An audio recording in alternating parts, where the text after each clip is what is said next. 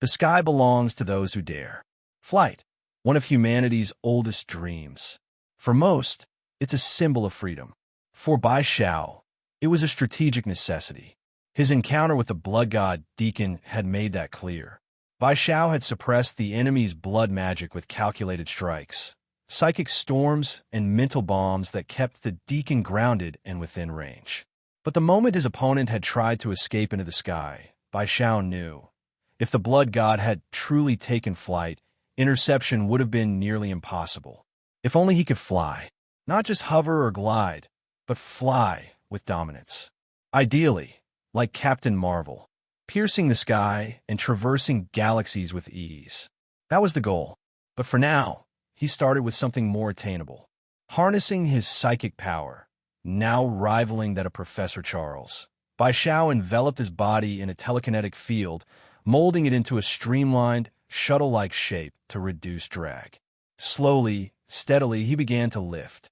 100 meters, 200, 500, 3,000, 10,000 meters. From those heights, the earth was just a canvas of color below his feet. Psychokinesis allowed him to control matter, and his own body was no exception. With a flicker of thought, Bai Xiao vanished from the sky, darting across the horizon at high speed, slicing through the atmosphere with his psychic shield buffering the air resistance. He traced a 30-kilometer arc through the sky before returning to the lakeside where he had begun. His black sweater, pants, and shoes remained untouched, unburned by the friction of flight. But he frowned. Too slow. Despite the achievement, Bai Xiao was unsatisfied. Flying with psychokinesis worked, but the speed? Unimpressive. His mind, despite its power, processed information slower than needed to achieve true high-velocity agility. His physical density, far beyond human, further limited acceleration. Sonic speeds were barely within reach, and agility remained a glaring issue. In comparison, even Thor, empowered by Mjolnir, could outpace him. Flight was possible, yes, but not viable. Not yet. Putting telekinetic flight on hold, Bai Xiao turned to magic. He recalled Captain Marvel's unmatched velocity, particularly in her binary form. And while the science behind it eluded him, the inspiration was enough. Magic might hold the key. And so, at the lakeside, he began anew, experimenting. He started with magical constructs, wings on his back. He altered their shape mid-flight, engineered jet-like exhaust systems, and boosted thrust using bursts of magic. It worked to a degree. Speed improved, but maneuverability remained clunky. After 2 days of tinkering, he paused. Magic needed to be developed further. It was the foundation for everything he hoped to achieve. Still, Bai Xiao wasn't discouraged. Mastery took time, and time was something he had in abundance. If enemies tried to flee into the sky, he mused, he could always snipe them down with a focused magic beam, or just make the ground too dangerous to leave. He chuckled at the thought. Half serious, half joke. The process of discovery thrilled him. Each breakthrough brought a joy that made the solitude of research feel like adventure. Whenever he wasn't back at his queen's apartment, he was at the lakeside, working relentlessly. 1 month passed in quiet study, until his phone rang. His custom order was ready. That day, Bai Xiao drove out to the Xavier School for Gifted Youngsters. Under the midday sun, the campus looked peaceful, and waiting for him, near the lawn, was none other than Storm, Aurora herself. Her striking white hair and graceful figure gave her an air of majesty. As Bai Xiao stepped out of the car, she smiled. "Mr. John, welcome back." "Thank you," he replied calmly. "Come with me." Hank is making final adjustments to the second-generation fighter. They crossed the lawn to where the sleek black frame of the Blackbird 2 awaited them, its smooth contours and matte finish shimmering subtly under the sunlight. Every man dreamed of owning a fighter jet, and Bai Xiao was no exception. Together, they ascended the retractable steps and entered the cockpit. Inside, Beast, Hank McCoy, stood at the controls, dressed in a sweater and glasses, intensely focused as he made the final calibration. It wasn't until he exhaled with satisfaction that he even noticed their presence. With a wide smile, he turned. "Congratulations, Mr. John. You now have your very own private aircraft." His pride in the machine was unmistakable. Bai Xiao nodded. May I try it? Of course. But first, familiarize yourself with the controls. Hank gestured to the panels, switches, and HUD interface. It's intuitive once you get the hang of it. And so began the next phase of Bai Xiao's journey. Faster, sleeker, and far more dangerous. He wouldn't just fly. He'd command the skies. A gift to the sky, a visit in the dark. As the year 2000 years, Earth's technology remains relatively primitive. The real acceleration won't begin until 2005, when innovation will surge like a rising tide, as if guided by an unseen hand pulling the strings of progress. But there are always outliers. Hank McCoy is one such anomaly, a true genius, years ahead of his time. The Blackbird fighter jet he built stands as a testament to that brilliance. Though devoid of weaponry, it is unparalleled in speed, utility, stealth, and safety. Its technological sophistication surpasses any publicly known aircraft on Earth. Among its most impressive features is vertical takeoff and landing, a rarity that only organizations like SHIELD or Wakanda have managed to standardize. Hank, however, has engineered it seamlessly. To Bai Xiao, this wasn't just a machine. It was an opportunity. With cognitive abilities bordering on superhuman, photographic memory, and rapid learning far beyond any genius, he grasped the aircraft's full control suite after only one lesson from Hank. On his second try, he flew as smoothly as the creator himself. No hesitation. He wired the remaining payment with a quick phone call and launched the sleek aircraft from the Mutant Academy's airfield. For Bai Xiao, this was a new kind of flight, different from soaring through the sky with his own powers. The thrill was less raw, but the Blackbird's performance spoke for itself. A maximum altitude of 30,000 meters, a top speed of Mach 3.5. With it, he could reach any point on Earth in under 5 hours. The fuel system had also been heavily optimized. Since the X-Men didn't use the Blackbird for combat, Hank expanded the fuel tanks in place of weapon systems, allowing for incredible range. Add to that his access to private airstrips worldwide. Refueling would never be an issue. Now, the only problem was storage. His humble Queen's apartment, with its tiny yard, was clearly not going to cut it. He had originally planned to buy a jet from Charles Xavier, but only Hank could build such a craft. The plan was to wait a year while it was constructed, then purchase an estate. But Hank, ever the straightforward genius, delivered a new model ahead of schedule. Convenient? Yes, but also financially draining. Bai Xiao glanced at his near-empty bank account and sighed. Time to find another deep-pocketed client. He had a piggy bank in mind, and it was about to get cracked open. A father's quiet night. Elsewhere, deep within a luxurious Manhattan villa, a different scene played out. Kingpin stood in a thick bathrobe, gazing down at his infant son, who lay peacefully in a crib, blowing small bubbles in his sleep. The ruthless underworld titan wore a rare expression of warmth.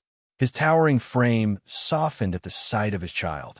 Vanessa, his elegant wife, stood beside him, smiling gently. Careful, darling. If he wakes up now, neither of us will sleep tonight. Kingpin chuckled quietly, lowering his massive frame to kiss the baby's forehead. The child didn't stir. I don't mind, he murmured. He's the greatest gift you've given me. I'll treasure him forever. Vanessa leaned closer and whispered playfully, he's the gift we gave ourselves. Kingpin laughed aloud, deep and full, and accidentally startled the baby awake. A high-pitched cry followed. I told you, Vanessa scolded, scooping up the infant in her arms. As she soothed the baby, Kingpin stood by, a smile still tugging at his lips. A soft knock came at the door. Vanessa turned to him. Go. I've got him. Kingpin kissed her cheek and left the room, his towering silhouette vanishing into the hallway. The uninvited guest. Downstairs, the maid approached him respectfully. Sir, a call is waiting for you. He nodded and made his way into the expansive living room, where rich wooden flooring met vintage furnishings and soft golden light. He rarely allowed calls this late. It might wake the child, and his phone usually stayed away from the nursery. He answered the call. On the line was his right hand, James Wesley. As they discussed business, the maid poured a glass of red wine and placed it silently by the bar. Kingpin took the drink and stepped out onto the 13th floor balcony. Manhattan stretched out beneath him, a living sea of traffic and shadows. He sipped his wine as Wesley gave updates on their operations. Half an hour later, the call ended.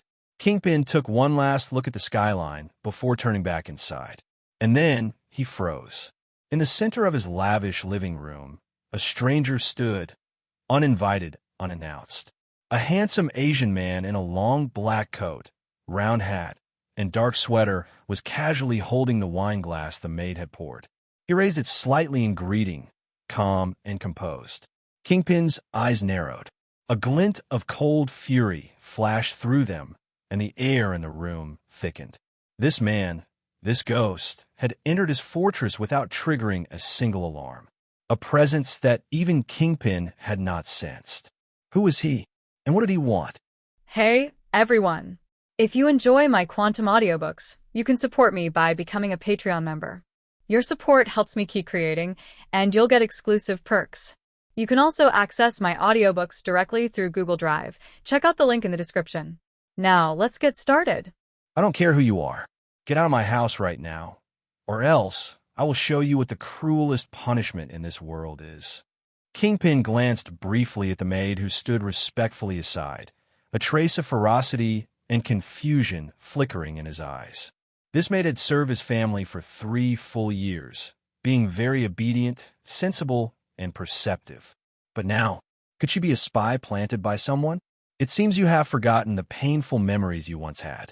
Perhaps I should help you recall them, Mr. Fisk, the boy said with a radiant smile. Boom. The next moment, Kingpin's luxurious living room suddenly transformed, whirling around, and the world instantly turned pitch black, awakening him to those memories of shame labeled as 310, filled with humiliation and fear. Indeed, in the dark sky as black as ink, a pair of enormous eyes appeared, cold and merciless. It was as if the eye of God was watching over all beings. It's you, the butcher. Kingpin roared angrily, his fierce and brave aura sweeping around, attempting to dispel the deep-seated fear within him. A voice tinged with surprise echoed in his ear, followed by the dark world suddenly shaking violently, as if the sky were collapsing and everything around was imploding. The most terrifying thing for Kingpin was feeling the world in chaos, upside down, with intense, bone-piercing pain assaulting him. Even a man of Kingpin's will, strong as steel, was struggling to endure it. In a daze, he seemed to be in the midst of a raging sea, with towering waves, raging storms, and the horror of thunder and winds. He struggled helplessly in the surging waves, but facing such divine-like power, Kingpin had no capacity to struggle, only able to drift with the waves, pounded deeper into the ocean. He used all his strength to struggle back to the surface, only to be overturned by another massive wave. Back and forth, during these struggles, he seemed to hear 2 voices. Such impressive mental strength. You even used my trap to set up a new one. Incredible power. I originally thought only one old man in this world could possess such mental strength, but I didn't expect another telepath to be born.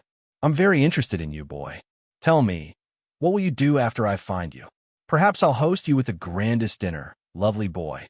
As he continued to struggle, Kingpin only faintly heard a few intermittent words like guess, identity, queen, punishment, game.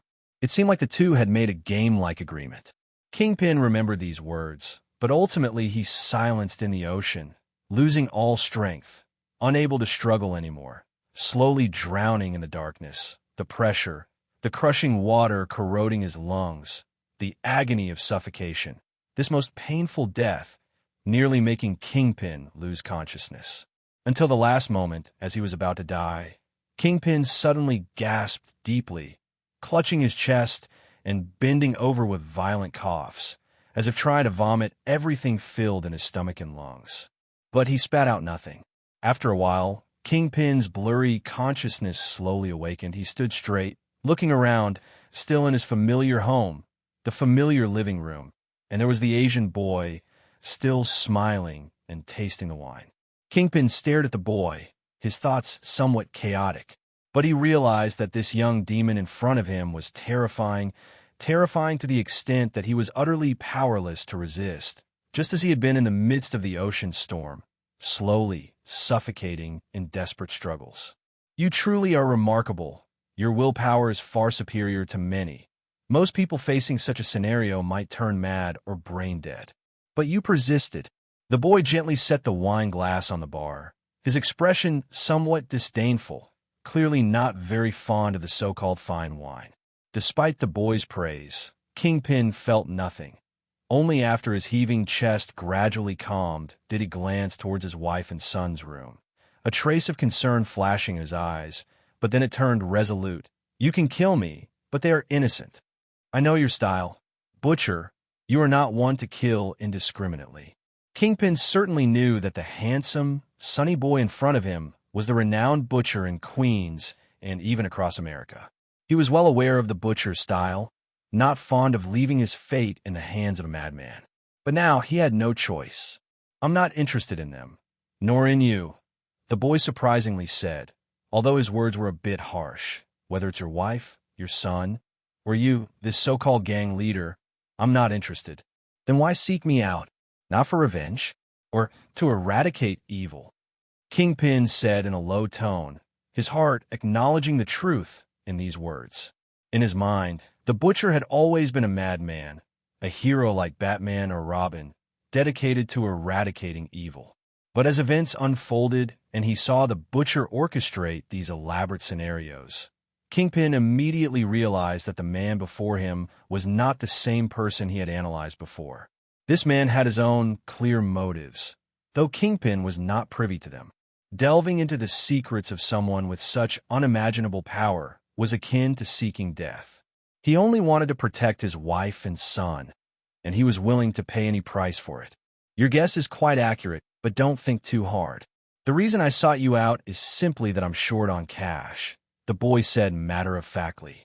This explanation caused Kingpin to show a stunned expression. Short of money, Kingpin could hardly believe that after everything he had experienced, the death-like scenarios were just because the other party was short of money. This realization brought a surge of complex emotions in Kingpin. It was a mix of incredulity, anger, and grievance. All this because you're short of money? You could have just said so. I have plenty of it. Certainly, Kingpin is well aware of the reason behind the other party's actions. Before today, Kingpin had always harbored malice towards the butcher, a person unaware of another's immense power, always revealing his own foolish side, especially one harboring hatred. Before today, Kingpin was aware of the other party's strength, yet he still believed that one day he would find a way to kill him. This is a kind of foolishness. Torment and pain are undoubtedly the best ways to understand an opponent's strength. Of course, this is based on the premise that the other party does not want to kill him. If they did, there would be no need for such trouble. Kingpin realized that the reason he was still alive was most likely to funnel money to this boy. He was merely a human ATM. Realizing this, was Kingpin angry? Of course he was angry. No one wants to be someone else's ATM. But he had no way to refuse, or he would only face death. Kingpin did not want to die. He had a kind and beautiful wife, Vanessa, and a son, the greatest gift his wife had given him. So, after a moment of anger, he calmed down. Thank you, sir. Kingpin even thanked the boy. The boy raised his eyebrow. You are smarter and more rational than I imagined. That is why I have survived until now. All right, I am not interested in your actions. I only value your money. That is your only value to me, and it is why I allow you to continue living in this world, said the boy bluntly and coldly. Kingpin silently nodded. This is the cruelty of this world. He became the ruler of Hell's Kitchen in a brutal manner, controlling the lives of countless people and also arbitrarily depriving them of their lives. Conversely, he was oppressed at will by the man before him. Interestingly, this is the rule of the game. The strong take everything. The weak can only be oppressed or become strong themselves, overturn the strong, and ascend to become the new tyrant. Kingpin was not resentful. He accepted this fact as part of the game rules. In fact, after having a wife and child, he had thought about quitting. He wanted to live a peaceful life, but now it seemed this idea could not be realized. He needed a large amount of money to maintain his value. Otherwise, Kingpin did not know whether the boy would kill him once he was no longer of use. What Kingpin did not know was that it was this very thought that changed his destiny, allowing a future that would have caused him a lifetime of pain to be reversed. How much money do you need? I need a manor, and also a sum of money to maintain the operation of the manor. I will resolve this within 3 days. Then, I will not disturb your happy moments anymore. Mr. Fisk, goodbye. As the words fell, Kingpin's vision blurred, and the person before him had disappeared. He then took a breath of relief and picked up the phone to call his good assistant, James Wesley. James, help me find a manor with an advantageous location and also prepare $100 million. I need to transfer it to another account. Meanwhile, in the grand ballroom of the Moscow Union Senate Hall in Russia, to the sound of orchestral music, brightly dressed young women danced with their male partners in the dance hall. This place gathered the top Russian nobility and their children, and each year, the girls attending the ball were not of simple origins. They were the daughters of oil tycoons, financial magnates, government leaders, and renowned artists, among others, rightly called the Golden Branches and Jade Leaves. Besides, the ball also attracted Russian elites who wanted to showcase their charm, meet these girls, and thus reach the pinnacle of their lives. In this debutante ball, the girls wore stunning dresses and wore luxurious jewelry, displaying their wealth. These wealthy girls wore necklaces, bracelets, and earrings set with many diamonds and colored gemstones, making a dazzling appearance at the party. And on the second floor of the banquet hall, a beautiful blonde woman sat in a chair, quietly watching the crowd below while holding a champagne. She had fair skin, a beautiful face, and her distinctly classic American features seemed somewhat out of place at this party. But no one minded, for her assets and public identity were enough to secure her a place here. Her name was Emma Frost. Of course, no one knew her other identity. She was also a mutant, one of the only 2 strongest telepaths in reality, powerful enough to rival the world's strongest telepath, Professor Charles. But this strongest telepath, Emma, sipped her champagne with a smile in her eyes. Her expression and gaze conveyed a message. She had developed a strong interest in someone. Precisely because of this, she had come into contact with another telepath, a boy not much older than 20, but potentially even stronger than her. Some time ago, a guy from Hell's Kitchen had contacted her, mainly because he had business dealings with her club. The business partner sought help for a mental issue, and she personally took on the task to help solve the problem. But she nearly had a mishap as soon as she entered the mental world of the man known as Kingpin. If it weren't for her cautious nature, she would have triggered a mental trap. The mental storm and bomb hidden there had frightened her into a cold sweat at the time. At that moment, she even thought the old guy from the mutant school was trying to harm her, but later she learned from Kingpin's mouth that it was a guy called the Butcher. Interested, she craftily wove another illusory mental world and traps around Kingpin's mental periphery, waiting for the other party to fall into it. As for Kingpin's life and death, she didn't care at all. Even if he knew, what could he do about it? Just now, her woven trap was discovered. The other party reacted quickly, immediately shattering the trap, and the two's mental powers clashed in Kingpin's mental world. No matter when or where, battles at the spiritual level are the most dangerous. They're no less severe than a fight to the death. Once damaged in a spiritual battle, recovery can be extremely difficult. Defeat is not merely a matter of death. Wishing for death might seem like a luxury. Often, it involves not just having one's memories accessed, but possibly being completely controlled by the opponent, turning into a mindless shell. Especially for someone of her beauty and caliber, one can only imagine her fate. Emma has always believed that the only person in the world who surpasses her in spiritual prowess is Professor Charles. That old man truly is the planet's strongest telepath. Over the years, Emma has operated discreetly, hoping to avoid confronting that old man, as she would likely be at a disadvantage. But aside from him, she is the strongest. However, a confrontation in the psychic world of Kingpin shattered her beliefs. Suddenly, she discovered an unexpectedly terrifying psychic. From the details of their confrontation, the opponent's use of psychic abilities was only half sophisticated, somewhat crude. Yet it was brutally simple, either a psychic storm or a bomb, aiming squarely at annihilation. What shocked Emma most was the opponent's overwhelming psychic power, which she believed could rival or even surpass Professor Charles.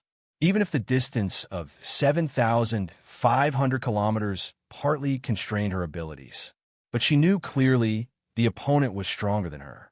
This realization terrified Emma, but fortunately, she was cautious enough to retreat in time. And since the opponent harbored no great malice, she remained unharmed. Otherwise, she might have suffered greatly. Now, Emma is like a cat encountering something new, curious yet fearful. She wants to approach the opponent, but fears being swallowed whole. Thus, Emma plans to test the waters, but she intends to prepare well first. Caution is best at such times. Let's enjoy this game of cat and mouse, boy. Emma laughed. Her role was naturally that of the mouse. But who says a cat always catches the mouse? A cunning mouse can sometimes completely mock the cat. At that moment, a handsome Russian nobleman with champagne approached. But with a glance from Emma, he simply passed by her and left. I'm really not in the mood to deal with you all at this party. After finishing her champagne, Emma set down her glass and elegantly walked out of the hall, unnoticed by everyone else, who were all immersed in the dance. Once outside the hall, Emma got into the back seat of a luxury car. To the club, she said. Kingpin acted quickly. Within 3 days, he spent $45 million on an estate on Long Island. Long Island, located on the east coast of the United States, is a narrow island southeast of New York City. It spans about 30 kilometers at its widest north to south and about 190 kilometers east to west, from Great Neck in the west to the resort destination of Montauk at the eastern tip, a journey of over 2 hours by highway. Long Island enjoys excellent natural conditions, surrounded by sea on 3 sides, with its beautiful coastline, sandy beaches, prominent lighthouses, renowned vineyards, quaint historic towns, world-famous mansions, and classic English gardens. This estate, called Swan Estate, was built by a very famous construction firm. The interior spans approximately 2,100 square meters on a plot of 2.4 hectares. This unparalleled stone building embodies the essence of strategic architecture and design, aimed at showcasing a life of noble luxury. Located on the north shore of Long Island, the estate boasts 13 bedrooms and 14 bathrooms, ample living space to host large gatherings. Approaching the estate, one is greeted by boxwood hedges, Tuscan-style columns from Italy, and a long stone driveway leading to a noble and elegant home. The grand foyer features a multi-floor ceiling with large arched windows and a compass rose on the floor, leading to a spacious reception area. One of the lounges includes a built-in cocktail area, large columns, coffered ceilings, and a panoramic view of Manhasset Bay through curved windows. Impeccable woodworking, elegant paneling, and 2 facing libraries enhance the luxury. The libraries feature custom British oak paneling and dark mahogany, respectively. Both include antique fireplaces, the former with 18th century Louis XVI limestone, the latter with 19th century French marble. The formal dining room has an imported 19th century fireplace, antique wall fittings, crystal chandeliers, custom-designed French doors, and opens onto a long stone terrace overlooking the gardens and sea. The octagonal breakfast room is designed as an indoor yet outdoor space with colorful stained glass windows and 5 sets of French doors, allowing natural light to fill the dining area. One of the round foyers leads directly into a 3.65-meter high master bedroom, featuring a stone fireplace, uninterrupted sea views, a private sitting area, and separate bathrooms for the master and mistress. Besides, there is a pool, an outdoor pool constructed with slate tiles adjacent to an indoor pool, surrounded by a round-roof pavilion and a spacious bluestone terrace.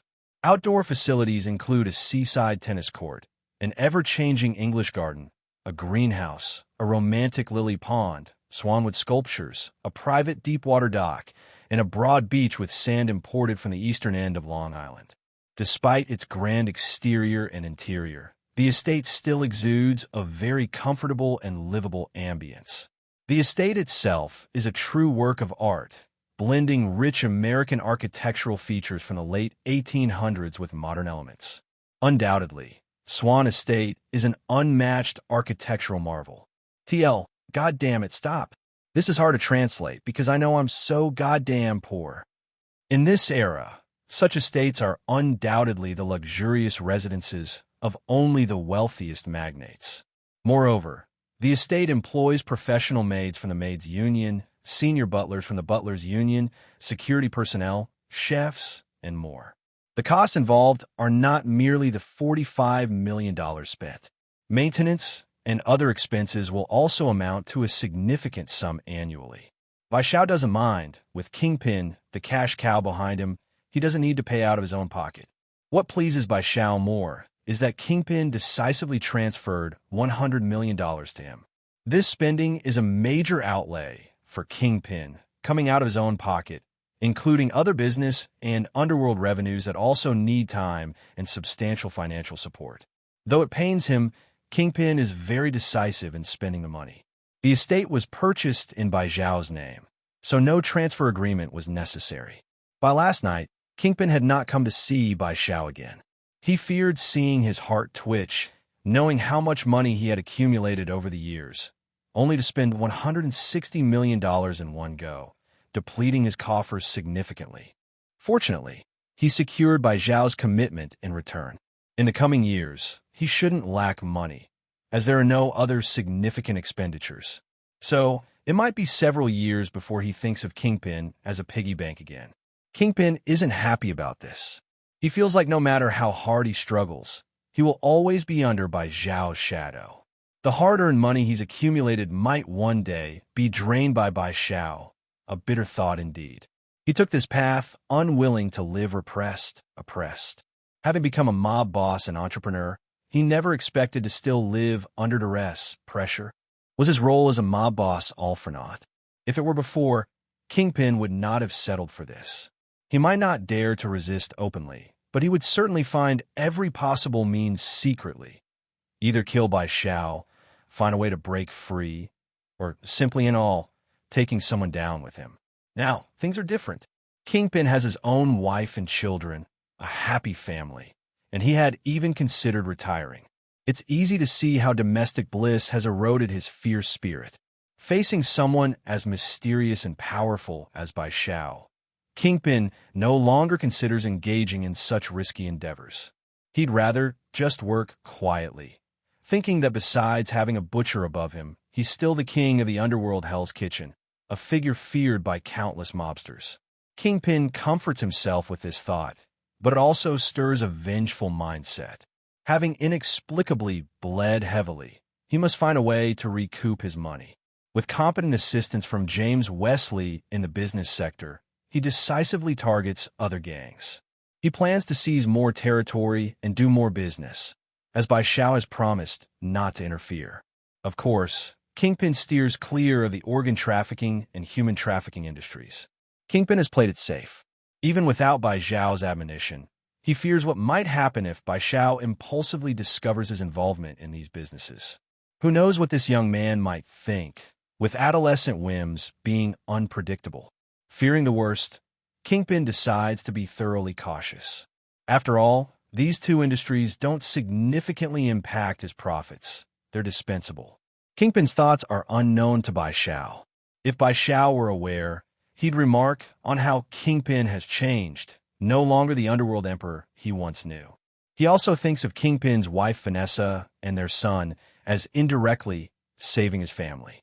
Kingpin, as one of the largest mob bosses, could never show weakness when he embarked on this path. To live a normal life would signal to the world his vulnerability. From a robust lion, he would seem like a sickly cat. A robust lion would deter other ambitious lions from encroaching on his territory, but a sickly cat would only invite their aggression. If Kingpin remained a lion, perhaps even more fierce, greedy, and ruthless, his abilities and temperament would likely keep other criminal forces in fear, in hiding, or in ruin. This is akin to changing fate with money. Of course, whether this truly alters fate, Bai Xiao can't be sure, but he has a premonition that Kingpin will become even more formidable than he's known, even without a clear target. This intuition isn't strong, yet Bai Xiao faintly senses it might be a new ability emerging from his growing strength. After all, predicting the future seems a common skill among the Celestials. Even those not of celestial origin seem to possess it. There's no reason he shouldn't. If things turn out as he suspects, the unfortunate ones might not be Daredevil, the Defenders, or Spider-Man and other street-level heroes. This could indirectly set them up. Bai Xiao harbors a dark thought. He's quite looking forward to seeing those street heroes struggle. That would certainly be interesting. With another estate added, Bai Xiao naturally moved in for the better, although his current demand for living quality aren't too high. But now that he has it, he naturally enjoys it, as it's the fruit of his hard labor. Effort never disappoints, reinforcing Bai Xiao's determination to grow stronger. Regarding the apartment in Queens, he has temporarily set it aside, but has entrusted a service company with a year-long contract to clean and maintain the apartment weekly. Life in the estate is utterly luxurious, best described as indulgent.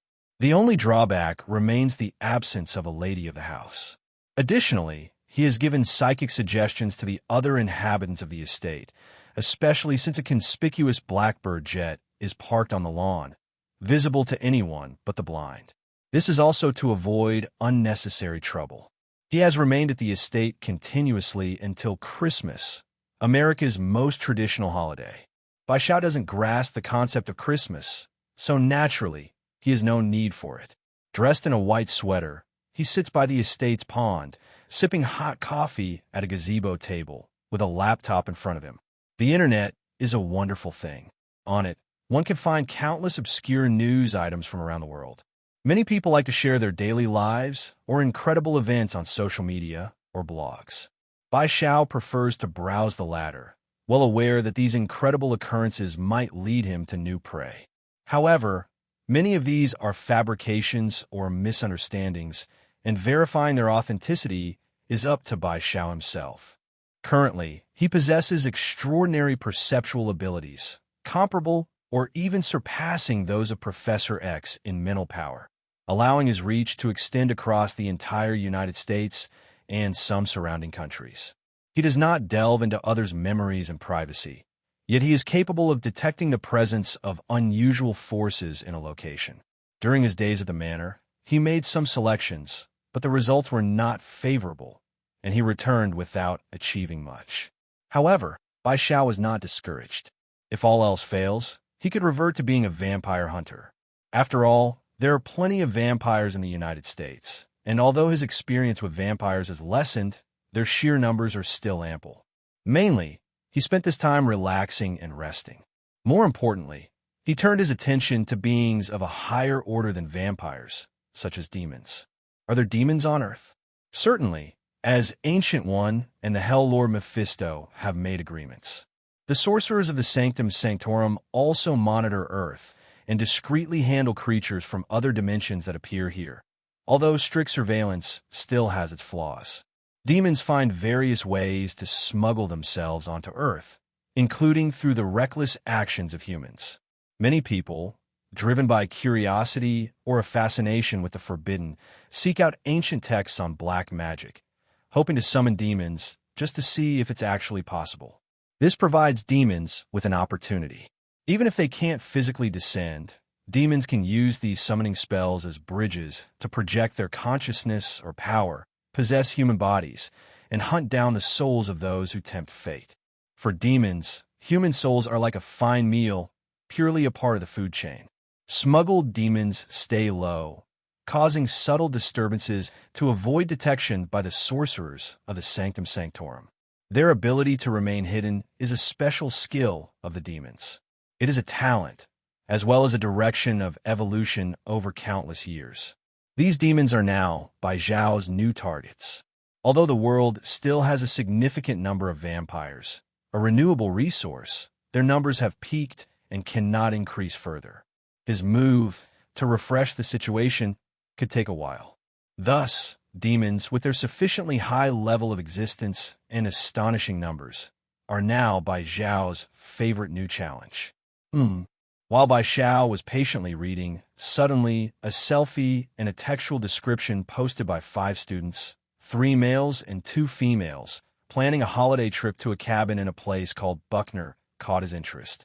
But this was not the main point. The main point was when he saw the 5 students and their description, an image suddenly flashed in his mind. A huge arm flowing with magma burst through a cabin and slammed down from deep underground. Other images flashed. The 5 students being chased by a group of monsters, an altar surrounded by 5 stone pillars with human figures carved on them, male and female. There was also a woman in a business suit speaking with 2 of the students. This sudden flashback, a glimpse of a future event, made Bai Xiao's eyebrows rise. A smile involuntarily curved on his lips. Is this a fragment of a future event? It seems I've initially sparked some kind of precognitive ability, albeit a passive skill for now. To turn it into an active skill, I need to grow, reach a godly level. Perhaps then I can see through the river of time like Odin and the Ancient One. He wasn't interested in the 5 students. He was interested in the huge arm breaking through the ground, sensing its terrifying presence. What was this if not a new quest? A new boss? What he saw on his laptop from the student selfie was a great mass of life essence. Let me see your location. Bai Xiao typed on his laptop keyboard, using his top-tier hacking skills to easily locate the poster's address through the blog, a simple task for him. Located in the northern part of Ohio in a town called Erie, and Buckner, as located on the map, turned out to be about 20 kilometers outside of town in a mountainous area. It looks like Christmas has given me a big surprise this year, Bai Xiao said as he looked at the somewhat blurry pattern on his laptop and sipped his coffee. Finding a new boss thrilled him immensely. Indeed, the internet is where miracles happen and patience yields rewards. Located in Ohio, driving the Blackbird MK2 to the site wouldn't take much time. Bai Xiao gently closed his laptop, looked outside the pavilion at the heavy snow falling, covering the manor in a beautiful snowy landscape. Inside, the female housekeeper was informing the cleaning company's staff to clear the snow from the roads. Having a housekeeper meant he didn't need to worry about minor chores around the manor. Additionally, since Bai Xiao was from Asia, she considerately hired several chefs from Chinatown skilled in various regional cuisines, allowing him to indulge in his favorites. Today, he was going to enjoy hot pot. Nothing beats hot pot on a snowy day. In Erie, Ohio, in the afternoon, 5 young students dressed in sweaters and hooded-down jackets, along with several large suitcases, prepared for their journey. "Wow, the weather today is much better than I expected," said a handsome man with short golden hair, dressed in a blue hooded-down jacket, carrying a suitcase as he approached an RV. "I just hope the snow on the road doesn't cause us too much trouble, Kurt," said a beautiful blonde girl, rolling her eyes as she took her suitcase and boarded the RV. "Don't worry, my dear Jules, I've thought of that and switched to snow tires in advance," the blonde man said with a smile, following her into the RV. The remaining 3 students exchanged glances and then boarded the RV as well.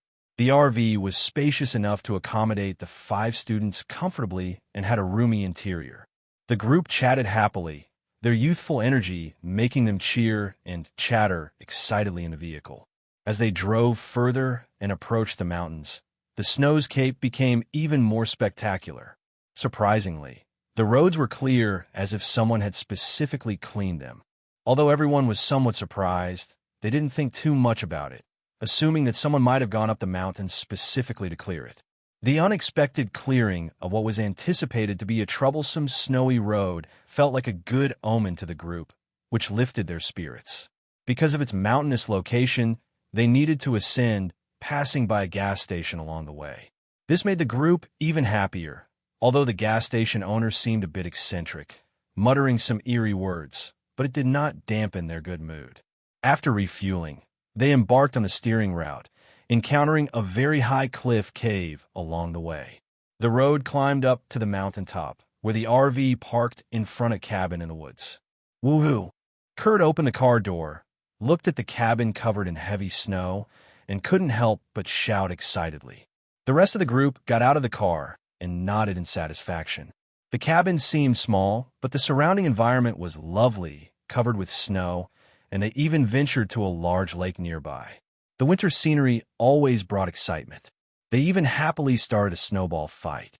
After playing for a while, they returned to the RV, took out suitcases, toolboxes, and other items, and brought them into the cabin. Kurt looked at the cabin's interior. Although not particularly clean, it had a vintage charm and seemed to be frequently cleaned. Kurt's cousin had recommended this secluded cabin, mentioning that people come here to vacation every year. This was why it didn't appear abandoned. Kurt took the initiative to say, "Okay, we need to clear the surrounding snow first, and also the heavy snow on the roof. Holden and I will find a ladder to climb the roof to sweep the snow, and you others go around chopping some trees and collecting firewood to light the fireplace. I don't want us to huddle in the RV when the temperature drops tonight." Everyone agreed with Kurt's task distribution and immediately got to work. With a full set of tools, including telescopic ladders, axes, and saws, the job was quickly done.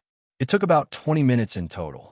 When Kurt came down from the roof, the fireplace inside the cabin was already lit with firewood, warming the chilly interior. A kettle was placed on the stove in the living room, ready to make some coffee.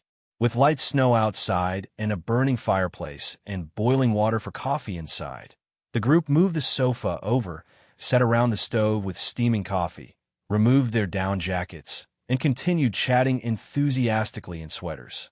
However, unbeknownst to Kurt and the others, just a kilometer away, at a higher spot, a group of people also dressed in down jackets were quietly watching the cabin. "Let's block the way back. No one is allowed in or out. Tonight is the time for the summoning ritual." The leader, a woman in a down jacket and hat, said softly as she stared at the cabin, with her companions nodding behind her. "Yes." After speaking, they immediately dispersed. The great day was approaching, and they needed to cover all loopholes. "Don't blame me. Children, your sacrifice will forge a greater future, and the world will change because of you." The woman spoke coldly, her eyes flashing with excitement and anticipation. She had been looking forward to this day for a long time, thinking of the great ancient god's arrival tonight, granting her immortality and unimaginable power. But before she could calm her excitement, a sudden voice rang out. "Good idea, but it seems your expectations might be disappointed." It was a very young male voice, clear and bright, as if the sun itself made one feel instinctively favorable even without seeing the speaker. But to her, it exploded like thunder, causing her body to tremble uncontrollably. At this moment, to have a stranger suddenly behind her was utterly unexpected and shocking. She turned in anger and surprise, but then something even more shocking happened. She suddenly felt as if her body was not under her control, standing frozen in place, unable to move even a finger despite her efforts. "You," the woman tried to speak. The mysterious and unfamiliar man spoke again. "Wow. Ancient old god Sargeras, the Titan cult, summoning rituals, sacrifices, all so troublesome. Isn't there a simpler way? Do we still need to wait until nightfall, using fresh blood and souls to light the summoning magic?" The man, by Shao, walked up to her, unreservedly invading the memories of the woman beside him with his psychic powers. This woman, named Sarah, was once a scholar of esoteric studies who stumbled upon a very old and hidden book in a library.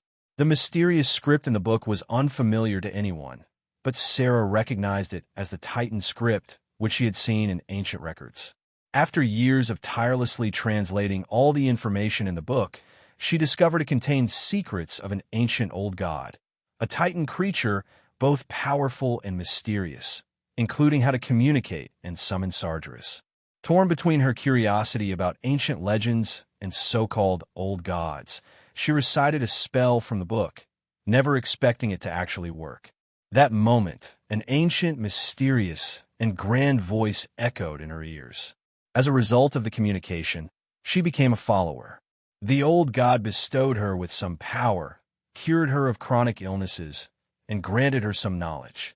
Using this power and knowledge, she established the Titan cult, recruited followers, and looked for suitable sacrifices to prepare for the summoning of her master, Sargeras. She had finally found 5 suitable sacrifices, built an altar, and completed the preliminary preparations, just waiting for tonight. A specific time, specific conditions for the sacrifice, and a specific order of death are required.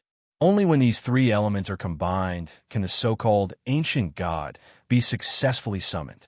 Summoning, especially across dimensions involving powerful life forms and humans, inherently comes with substantial restrictions.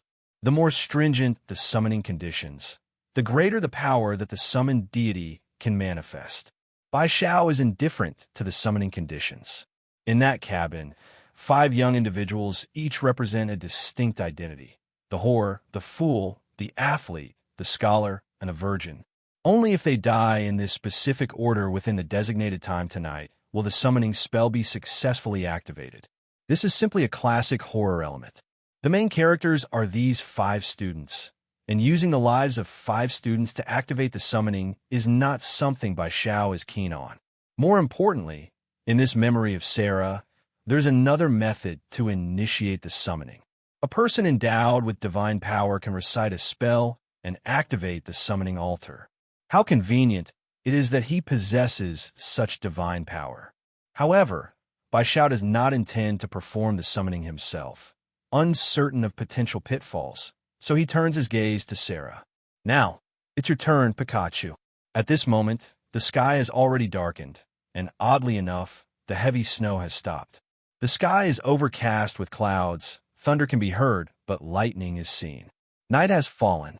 Bai Xiao didn't even glance at Sarah, but walked straight towards the cabin in the woods, unaffected by the snow on the ground. Sarah followed closely behind. Upon reaching the cabin door, he gently knocked. The knocking disrupted the conversation among the 5 students inside. Suddenly, everything went silent. The students sitting on the couch in the living room were startled by the unexpected knocking. This time, this remote location, at night, and someone suddenly knocking, no one could remain calm. Luckily, Kurt was the first to regain composure, giving a reassuring look to everyone. The others tiptoed to the toolbox and picked up various weapons like telescopic batons, pepper spray, and knives. Kurt, holding a baseball bat, approached the door and asked, "Who's there?" "Hey, buddy, I'm from New York, here on vacation. I heard there's a holiday cabin around here, so I wanted to check it out," said Bai Xiao from outside. Hearing Bai Xiao's young, clear voice slightly relieved the people inside. Holden, standing by the window, glanced at Bai Xiao standing outside, unarmed and wearing a clean-down jacket, and nodded at Kurt. Kurt then opened the door, and there stood Bai Xiao in a white down jacket, having removed his hat to reveal a handsome, young face. "Wow, buddy, how did you get here?" Seeing Bai Xiao without any belongings, not even a backpack, Kurt asked in puzzlement. "My stuff is in the car, parked not far away. I saw the lights in the cabin, so I came over." "All right, come in. It's quite cold outside." Kurt and the other 4 students exchanged glances and then invited Bai Xiao in. He was unarmed, Asian, and very handsome. These traits were enough to let the students lower their guard, especially since Asians are seen as a minimal threat in the eyes of Americans today. If it were a strong, unknown black man, they might have thought twice. "Thank you." Bai Xiao entered with a cheerful smile, and Kurt made sure to scan outside before closing the door. The students warmly invited Bai Xiao to sit down. Bai Xiao didn't act reserved and introduced himself first. "John Shaw. You can call me Shaw. Kurt, Dana, Holden, Jules, Marty." The 5 students also introduced themselves, all young and with generally good personalities, particularly curious about Bai Xiao's background. After all, a young Asian living in New York alone, visiting Ohio the day after Christmas was quite daring. They were all locals, and the holiday cabin was recommended by Kurt's cousin, hence their group visit here. But going to farther, more unfamiliar places would be too intimidating for them. The conversation flowed smoothly without any barriers, discussing topics typical among young people. Bai Xiao, who browsed the internet a lot and had a good memory, knew quite a bit about what the younger generation in America liked, making the chat very pleasant.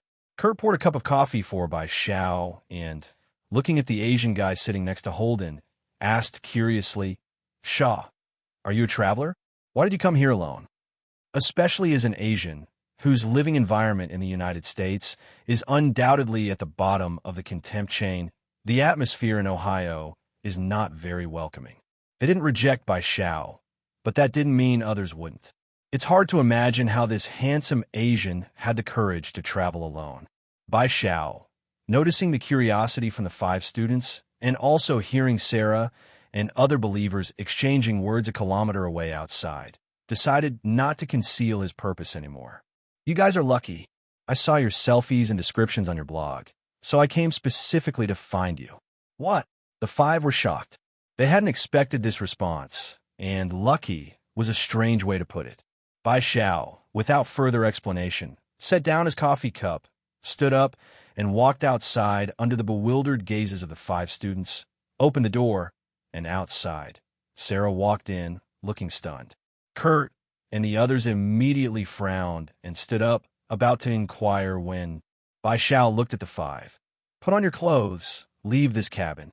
His tone was undeniable, and although Kurt and the others were not pleased with his tone and intent, seeing Bai Xiao's black eyes under the dim firelight, which seemed like dark stars in a black hole, they instinctively could not refuse and dressed in down jackets like puppets, walked out of the cabin.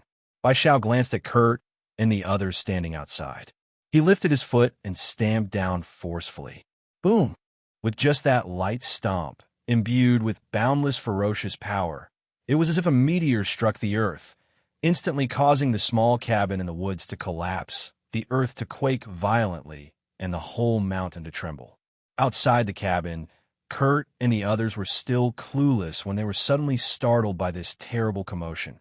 They couldn't help but shake and had to support each other, but they eventually fell into the snow. With fearful eyes, everyone saw that the cabin in the woods collapsed before them, a blast wave sweeping debris and dust in all directions. Even the RV parked not far away was damaged. The windows were shattered, and both the front lights and the exterior were smashed. The group screamed, covering their faces with their hands, struggling to see what had happened. A myriad of unanswered questions arose in their minds. Who exactly was this mysterious Asian named John Shaw? Why did he travel all the way from New York to Ohio just because of their blog? Who was that woman? And who caused the scene before them? These questions tormented everyone, but amidst the fear and horror, it also sparked excitement among the young students. It was as if a detective who loved seeking the truth had encountered an almost flawless murder scene. The violent trembling gradually calmed, the dust settled, and the blast wave subsided. The students, still shaken, looked forward under the moonlight and gasped, for the cabin in the woods had completely disappeared.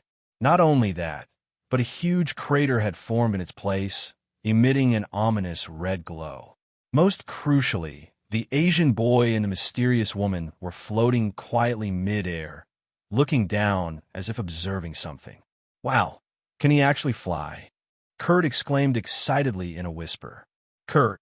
Holden looked incredulously at Kurt, surprised by his friend's reaction. But the other 2 girls were just as thrilled, their eyes full of excitement. 2 teenage girls, a yellow-skinned, Asian, flying man who had found them through a blog and destroyed the cabin with some force, all added an aura of mystery under the moonlight. The floating, upright figure was like a black hole, endlessly attracting their restless hearts. "Guys, I have a bad feeling about this. We must have encountered some kind of mysterious event," said Holden, the knowledgeable one, quickly piecing together what Shaw had cryptically said about luck and specifically finding them, coupled with the current events. "I think we need to leave immediately." "Holden is right. Kurt, we need to leave. It's too dangerous here," said an earnest Marty, also visibly uneasy. Kurt glanced at his friends, then at the godlike John Shaw floating above, and the eerie glow emanating from the deep pit, and he nodded decisively. It was not the time to court death. Curiosity aside, they only had one life to live. Thus, the group immediately gathered their belongings, boarded the RV, and Kurt hit the gas to reverse, preparing to leave the place. Bai Xiao glanced at the RV. Its windshield shattered as it drove away. These students were not foolish, at least not like the typical protagonists in horror stories. Below, Bai Xiao saw a not-so-large altar surrounded by 5 stones with different human-like figures carved on them, matching the images he had envisioned. At the altar, a group of followers watched as Bai Xiao placed his hand on Sarah's shoulder. A surge of magic energy flowed into Sarah's body, reversing her age as the lines and wrinkles on her face disappeared, rejuvenating her. However, Sarah soon felt immense pain, as if her body could not withstand the torrential energy, yet she said nothing, enduring silently. Bai Xiao did not care whether she could bear it or not. As long as she could recite the spell, that was all that mattered. After infusing a small portion of the magic power, his body floated away, and Sarah, controlled by his mind, began to recite the summoning spell from memory. Great ancient God, Sargeras, I, your faithful follower, beseech your descent, your great radiance to spread across the world. The earth trembles because of you. The long spell echoed from Sarah's mouth, reverberating across the mountains, even reaching Kurt and his friends driving away. The spell-like voice incessantly echoed in their ears. Driving the RV, Kurt suddenly hit the brakes, his face contorted in pain, and the other students felt the same. Thankfully, the spell did not last long, about a minute, but that minute felt like a day to them, the pain nearly driving them to the brink of collapse. But the bad news was, although the sound of the spell had stopped and the pain had disappeared, they all felt an inexplicable fear stemming from their souls, abrupt and indistinct. This fear caused them to sweat coldly. Boom! Suddenly, a thunderous explosion shook the earth, and the surrounding mountains trembled violently, causing rocks to fall.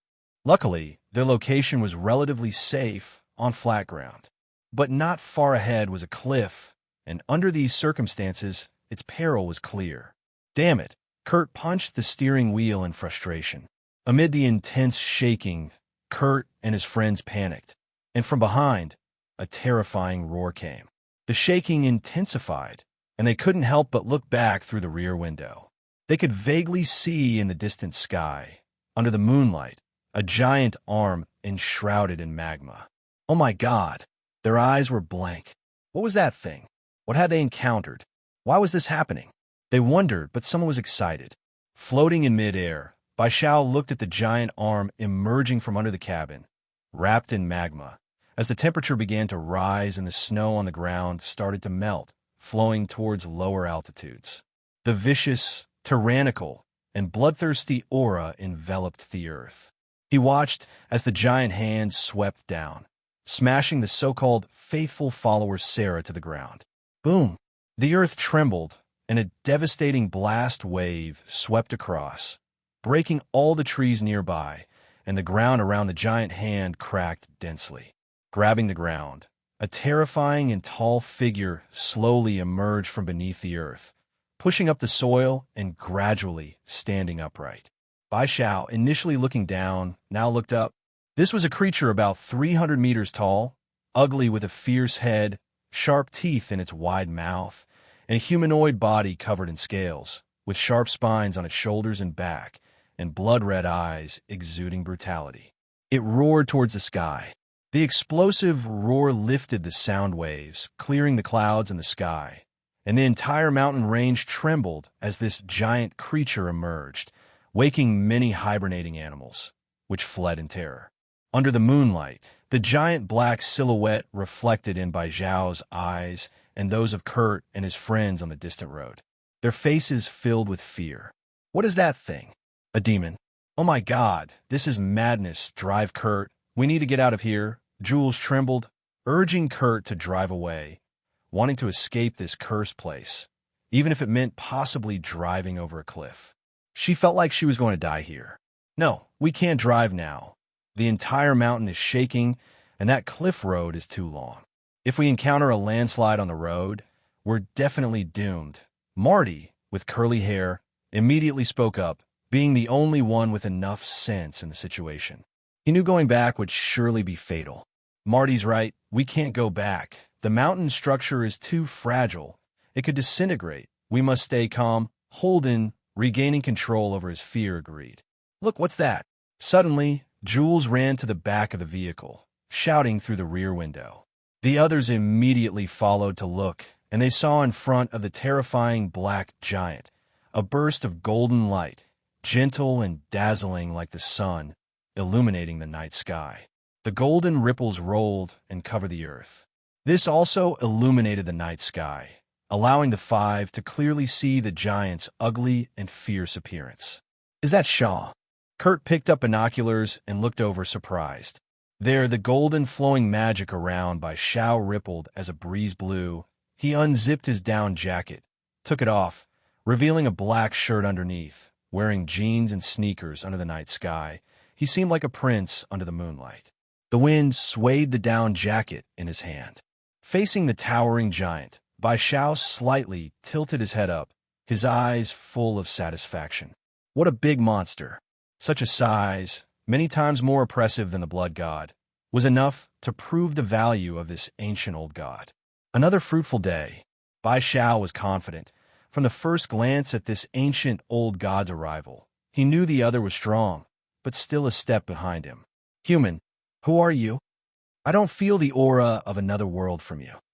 Bai Shao stared at the ancient old god Sargeras, and Sargeras also noticed Bai Shao, who was a bright source of light no one could ignore. Most importantly, he felt threatened, unexpectedly sensing danger from a mere human. This was incredible for Sargeras. He came from the ancient times and had seen some ancient humans with great power who fought against the gods, called heroes. But after countless years, the gods either died or left, and those ancient human heroes also died. Rarely did strong beings emerge on Earth. But unexpectedly, he was summoned and met a human strong enough to confuse him. Moreover, Sargeras always felt something odd about this human, very strange, so much that he couldn't pinpoint where this discomfort came from. So he was curious. Facing the giant ancient old god Sargeras' curiosity, Bai Shao whistled. I'm not interested in answering your questions. Now, let's play a game. A game called Life and Death. Boom! An explosive burst of energy erupted, and Bai Zhao's figure instantly disappeared. The spot he had been standing in exploded into a circular air ring, and his entire being, like a sword cutting through the air, rushed towards the ancient god Sargeras' giant head. The latter, true to the name of an ancient old god, reacted extremely swiftly against the approaching Bai Shao. Raising a hand into a fist like a mountain, he struck towards Bai Shao. In a moment, two fists of completely different sizes collided. Time seemed to freeze at that moment, but it was only for a second. The next second, from the center of the two fists, terrifying energy burst forth. Rolling like thunder, the entire mountain range suddenly cracked, centered around the feet of the ancient god. A natural disaster descended. The energy waves from the collision between the ancient old god and Bai Shao swept like a flood. The sky seemed to crack open from the collision. Mountains shattered. Rampaging trees were swept away and destroyed by the blast wave. Huge fissures densely appeared on the mountains, with turbulence and destruction as the themes of this moment. This was a disaster, more terrifying than natural disasters. The followers inside the mountain, who worshipped the ancient god Sargeras, did not receive the blessings they yearned for from their revered god, but were instead met with an irresistible disaster. They died. Everyone died here. They were mere humans. How could they survive in a battle between two godlike beings? A mere breath could annihilate them. Besides them, there were a few others, specifically 5 students from Kurt who, although they had fled a great distance, were still within the range of the mountains, with the aftermath still reaching them. Cracks appeared on the surface of the road and mountains, the largest of which even spread towards their RV. Once the bottomless fissure spread, Kurt and the others, along with the RV, would plunge into the abyss, leaving no trace. Marty was the first to notice this and frantically shouted, pulling his companions to quickly flee from the RV. Run! Marty, though outwardly meek and curly-haired, was actually in excellent physical condition.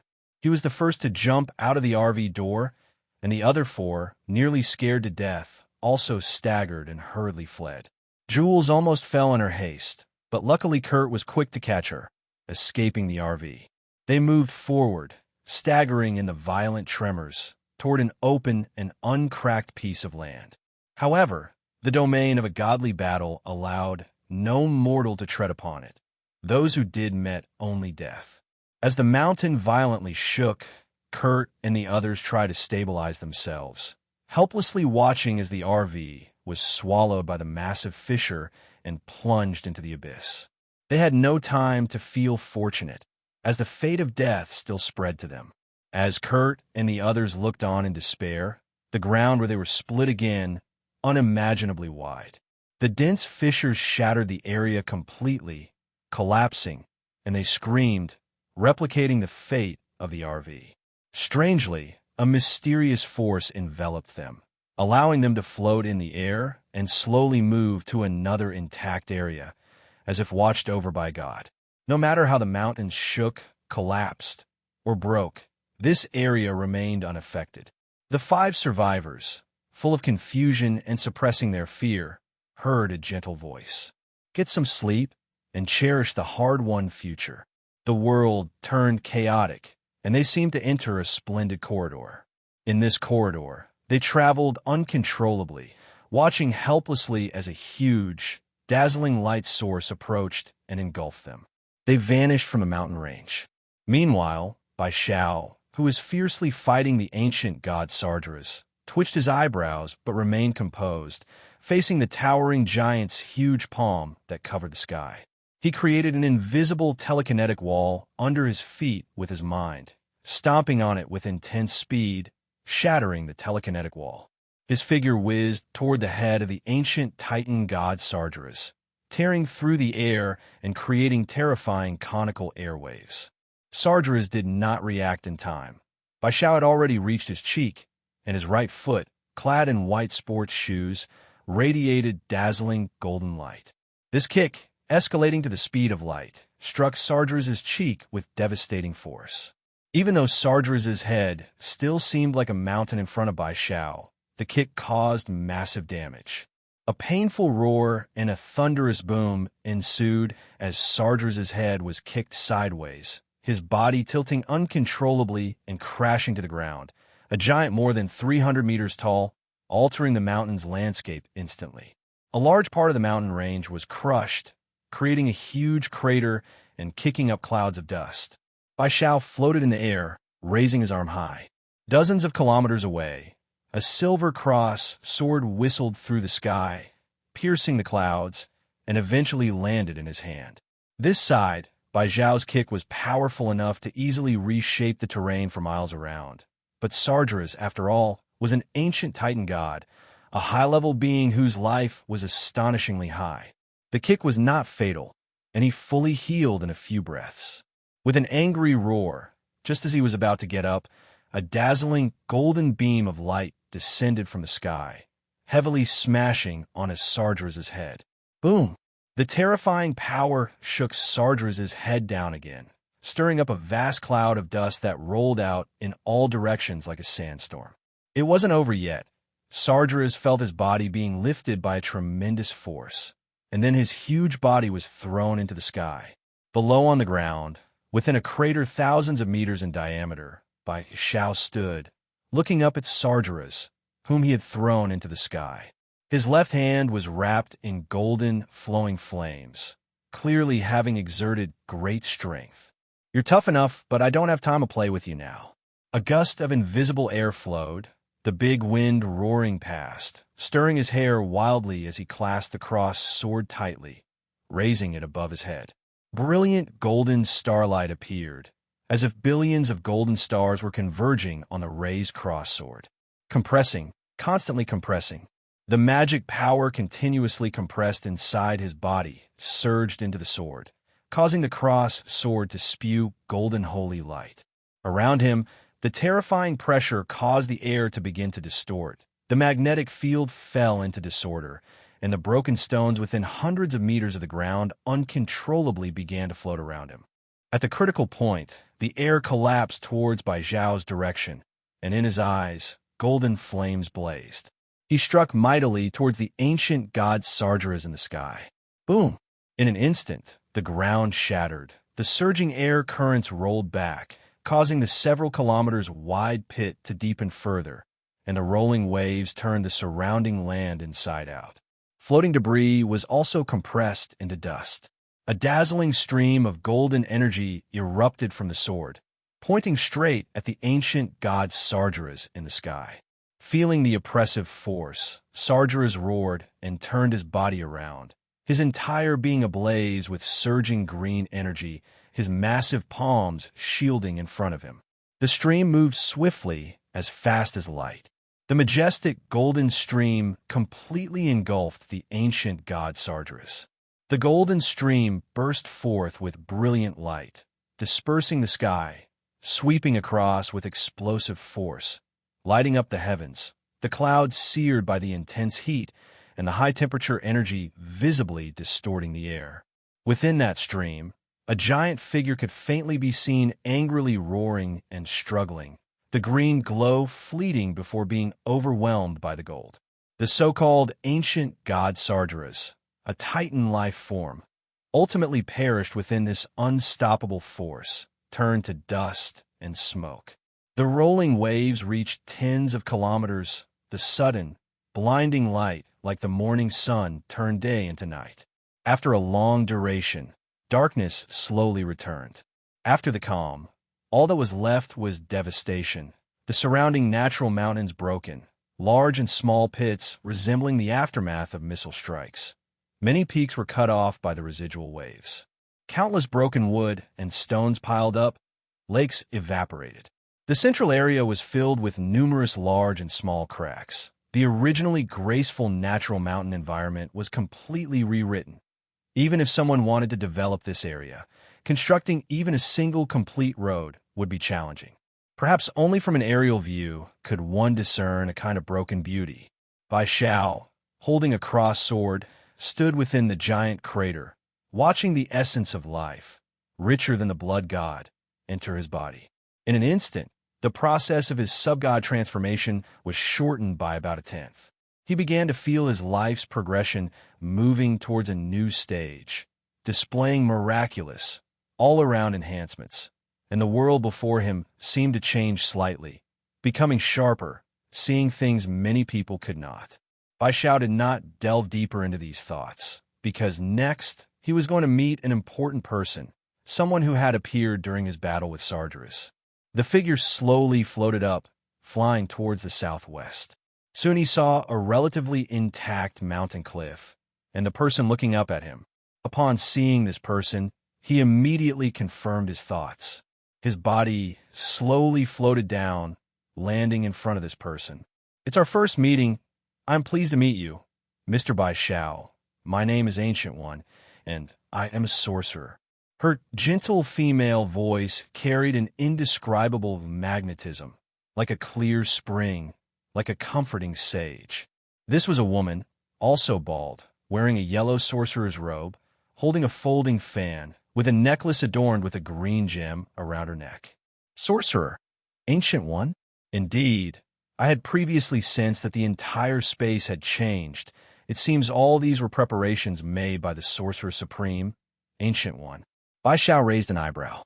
Titan old God Sargeras, his status is high, and the battle between you would have killed many innocent people if this space were not sealed. Ancient One openly admitted this, so I had to employ some tricks. These tricks, to me, are truly miraculous.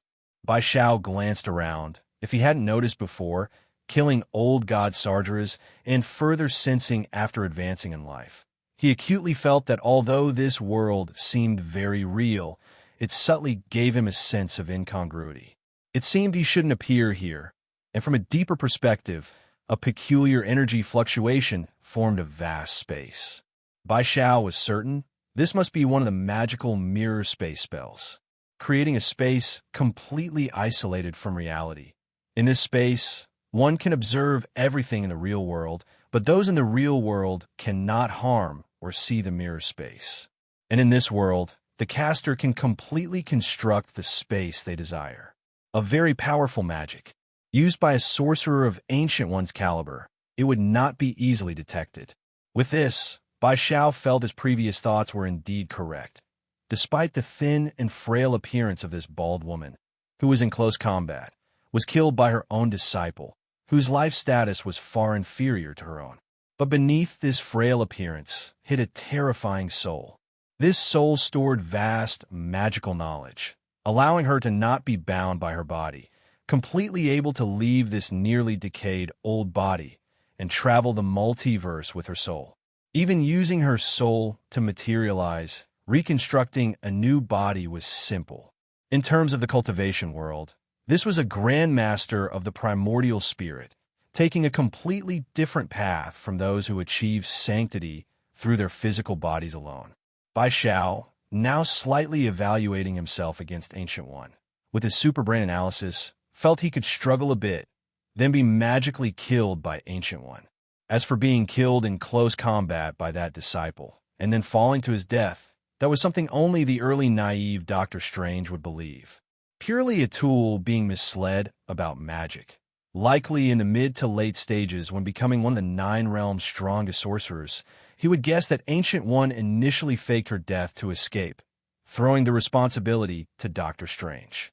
Unable to fight, unable to strike, Bai Xiao promptly set aside some unrealistic thoughts, just putting on a show. You have a very sharp sense, Mr. Bai Xiao. It seems you have begun to understand this world. Master Ancient One, it seems you know me quite well. I have always been observing you. Observing me? With these words, Bai Xiao quickly deduced that the Ancient One knew he was the origin who could change the future timeline, as he had anticipated. She had been silently observing him all along, but likely unaware that he had changed a person's soul. Had she known, her attitude might have been different. To be safe, Bai Xiao continued his unassuming disguise, extracting useful information from the conversation with this bald female. Yes, I am a sorcerer, leading a group of magicians, silently guarding this world from invasions from other worlds, so I possess some capabilities beyond the imagination of ordinary people. The Ancient One explained gently, patiently clarifying her observations. Just a year ago, I was facing an enemy from another world.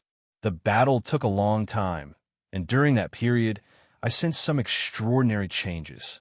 I could not disengage until I had driven that enemy away, and then I found you.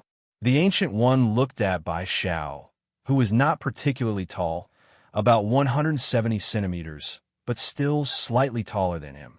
Thus, her gaze was slightly elevated, yet Bai Xiao did not feel looked down upon. Rather, it was she who seemed to have the higher perspective. Seeing Bai Xiao listening patiently, she continued with a smile, I observed a version of you that was obsessive and radical, extremely rational yet filled with a fiery revenge. But the flame of vengeance did not consume your heart. Instead, your kindness led you to abandon the path leading into the abyss, which I find comforting. Bai Xiao frowned, silently analyzing each word. Indeed, she had noticed the changes in history from the beginning, but was held back by someone powerful enough to do so, perhaps not Dormamu, but someone of that caliber. When she finally had time to observe him, it was probably during the time he had finished slaying vampires or killing the blood god. His life had transformed repeatedly, his soul evolving to unimaginable extents, especially since he had focused on developing mental power and building psychic defenses. Ancient One had the ability to see in his souls and read memories, but it was impossible to do so without Bai Xiao noticing. By that time, Bai Xiao was a significant figure in his own right, firmly rooted as a native. His soul and body were in complete harmony. Unless she read his memories, the Ancient One could not see through him. She was merely curious and puzzled by his rapid growth. Indeed, it was too quick, too monstrous, and Bai Xiao felt that this meeting should have occurred much later. Ancient One's urgency probably stemmed from his rapid development. This meeting, triggered by coincidence after discovering the ancient evil god Sargeras and the noise of their battle, laid bare the most genuine aspects of this world to him. Thus, Bai Xiao was fairly certain that this bald female sorcerer indeed regarded him as part of Earth's faction. Bai Xiao's silence was not surprising to the Ancient One. Anyone would feel uneasy knowing they were being secretly observed. It wasn't just surveillance. Moreover, the character Bai Xiao displayed was not just kind, but also decisively lethal. If recognized as an enemy, he acted without hesitation. This world is bigger and more complex than you imagine, Xiao. I think this encounter might have made you realize that the Ancient One spoke softly, then openly revealed the true aspects of this world. Multiverses, hell, heaven, alien civilizations, powerful beings from other dimensions, all coveting this world, Kamarage, Asgard, and so on. She explained everything to Bai Xiao, who, although already aware, appeared shocked. It was nothing short of an Oscar-worthy performance. The Ancient One, not detecting any deception, smiled at Bai Xiao's shocked demeanor. She had observed him over time and knew from her experience that he was indeed a native, with no possibility of being possessed by beings from other worlds. She was confident in this. At her level, any inconsistency would be immediately evident. More importantly, this Asian boy's recent actions perfectly matched his personality. From a weak child orphaned by the loss of his parents and subjected to various bullying due to his skin color, he had embarked on a path of revenge, killing all who had wronged him. This was not enough. The flames of revenge grew even fiercer, fueled by his hatred for the gang he blamed for his mother's death. Considering gangs a cancer, he mercilessly slaughtered them, earning the nickname Butcher. Yet, acts of innocence proved that, deep down, he still harbored kindness. As he grew, discovering the vampire race led him to abandon his original thoughts, seeing them as a greater threat. His deep-seated kindness and sense of duty made him hesitate no more in hunting vampires. His battles against the blood god and the old god Sargeras also highlighted another trait: his belligerence, warlike behavior. Regardless of whether it was the blood god or the ancient old god Sargeras, Bai Xiao had already detected them early on, yet he still allowed them to be summoned successfully, annihilating them completely with his own power. This display of his warlike nature was exceptionally vivid. Indeed, a warlike disposition is, to some extent, a form of arrogance. However, Ancient One understood this quite well, considering that everyone has their own unique personality, and she has always been amazed by Bai Xiao's rapid growth. Growing too fast, from an ordinary person to reaching a level capable of effortlessly destroying the ancient god Sargeras within a year, represents a strength that is likely second only to the Sky Father. As far as Ancient One knew, even the two future kings of the millennia-old Asgard, in the face of Bai Xiao, could only be utterly defeated, and Thor, who also possesses the bloodline of the Odin and divine power, has a top-tier foundation in the universe. Yet now, Bai Xiao has surpassed them in just 1 year, a rate of growth that is monstrously fast. Ancient One thought that this belligerence might play a role, as it is in his nature to be warlike, accelerating his growth through continuous battle, similar to Thor in this respect. Growing through battle is a trait Ancient One has seen often and finds unremarkable. Thus, she does not dislike Bai Xiao's combative nature. Moreover, while being warlike, he also maintains extreme rationality, allowing him to keep a clear mind against enemies, assess their strengths and weaknesses, and these dual traits do not conflict significantly, with rational analysis ensuring that his opponents are not vastly superior. Bai Xiao engages in battle without hesitation, using combat as nourishment for his growth. Ancient One finds this combination of characteristics quite intriguing. She appreciates Bai Xiao, and as long as he maintains his stance and personality, she is happy to invest in him. Indeed, Ancient One's current attitude toward Bai Xiao is one of investment. It is undeniable that the historical timeline has been altered, and even killing Bai Xiao now would not revert the changed future. It would follow an unpredictable path that she cannot mend. Under these circumstances, the traits displayed by Bai Xiao lead Ancient One to believe that, barring any accidents, the heights he might reach are unimaginable even to herself. Since that is the case, Investing in him before he is fully matured promises unimaginably rich returns. This is just the harsh reality.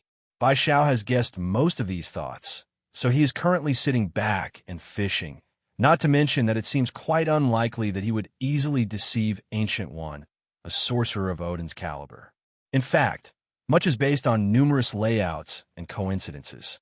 The first is his soul occupying the body, merging with the original memory, and then embarking on a path of killing to become stronger, fully integrating the soul with the body without side effects, which, according to the cultivation settings, means obtaining the recognition of the earth as a local. Ancient One is held back and cannot find him immediately, taking advantage of his weakest moments to probe his soul. Later, Bai Xiao deliberately crafted his persona to ease Ancient One's mind. Plus, his natural speed of progression is monstrously fast, presenting a potential for investment.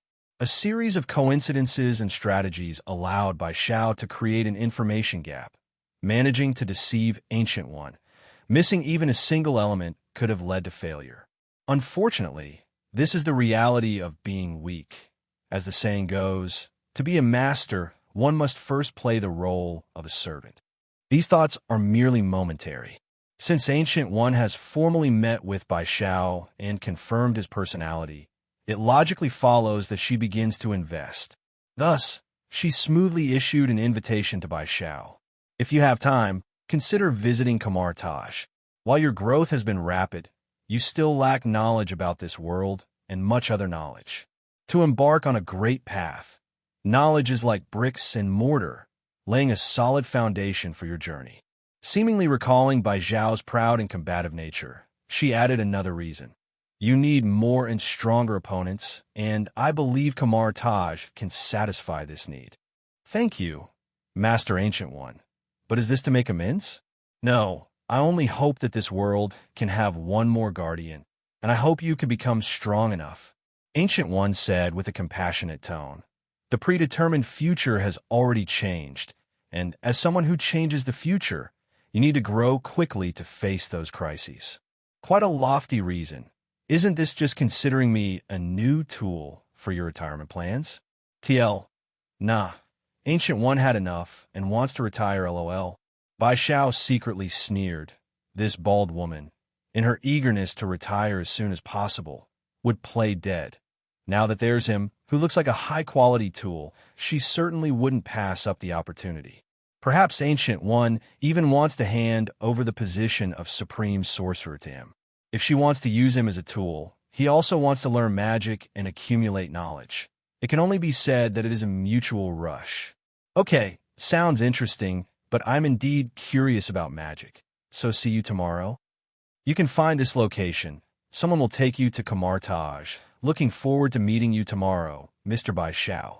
Ancient One smiled and transmitted the location information to Bai Xiao through mental power. Then, scanning the surroundings, a fiery, circular teleportation array mysteriously appeared behind her. Ancient One stepped into the teleportation array, disappearing as the array faded. At this moment, the world quietly changed. Bai Xiao turned his head to look. The previously ravaged mountain range had somehow returned to its original state, still serene under the moonlight.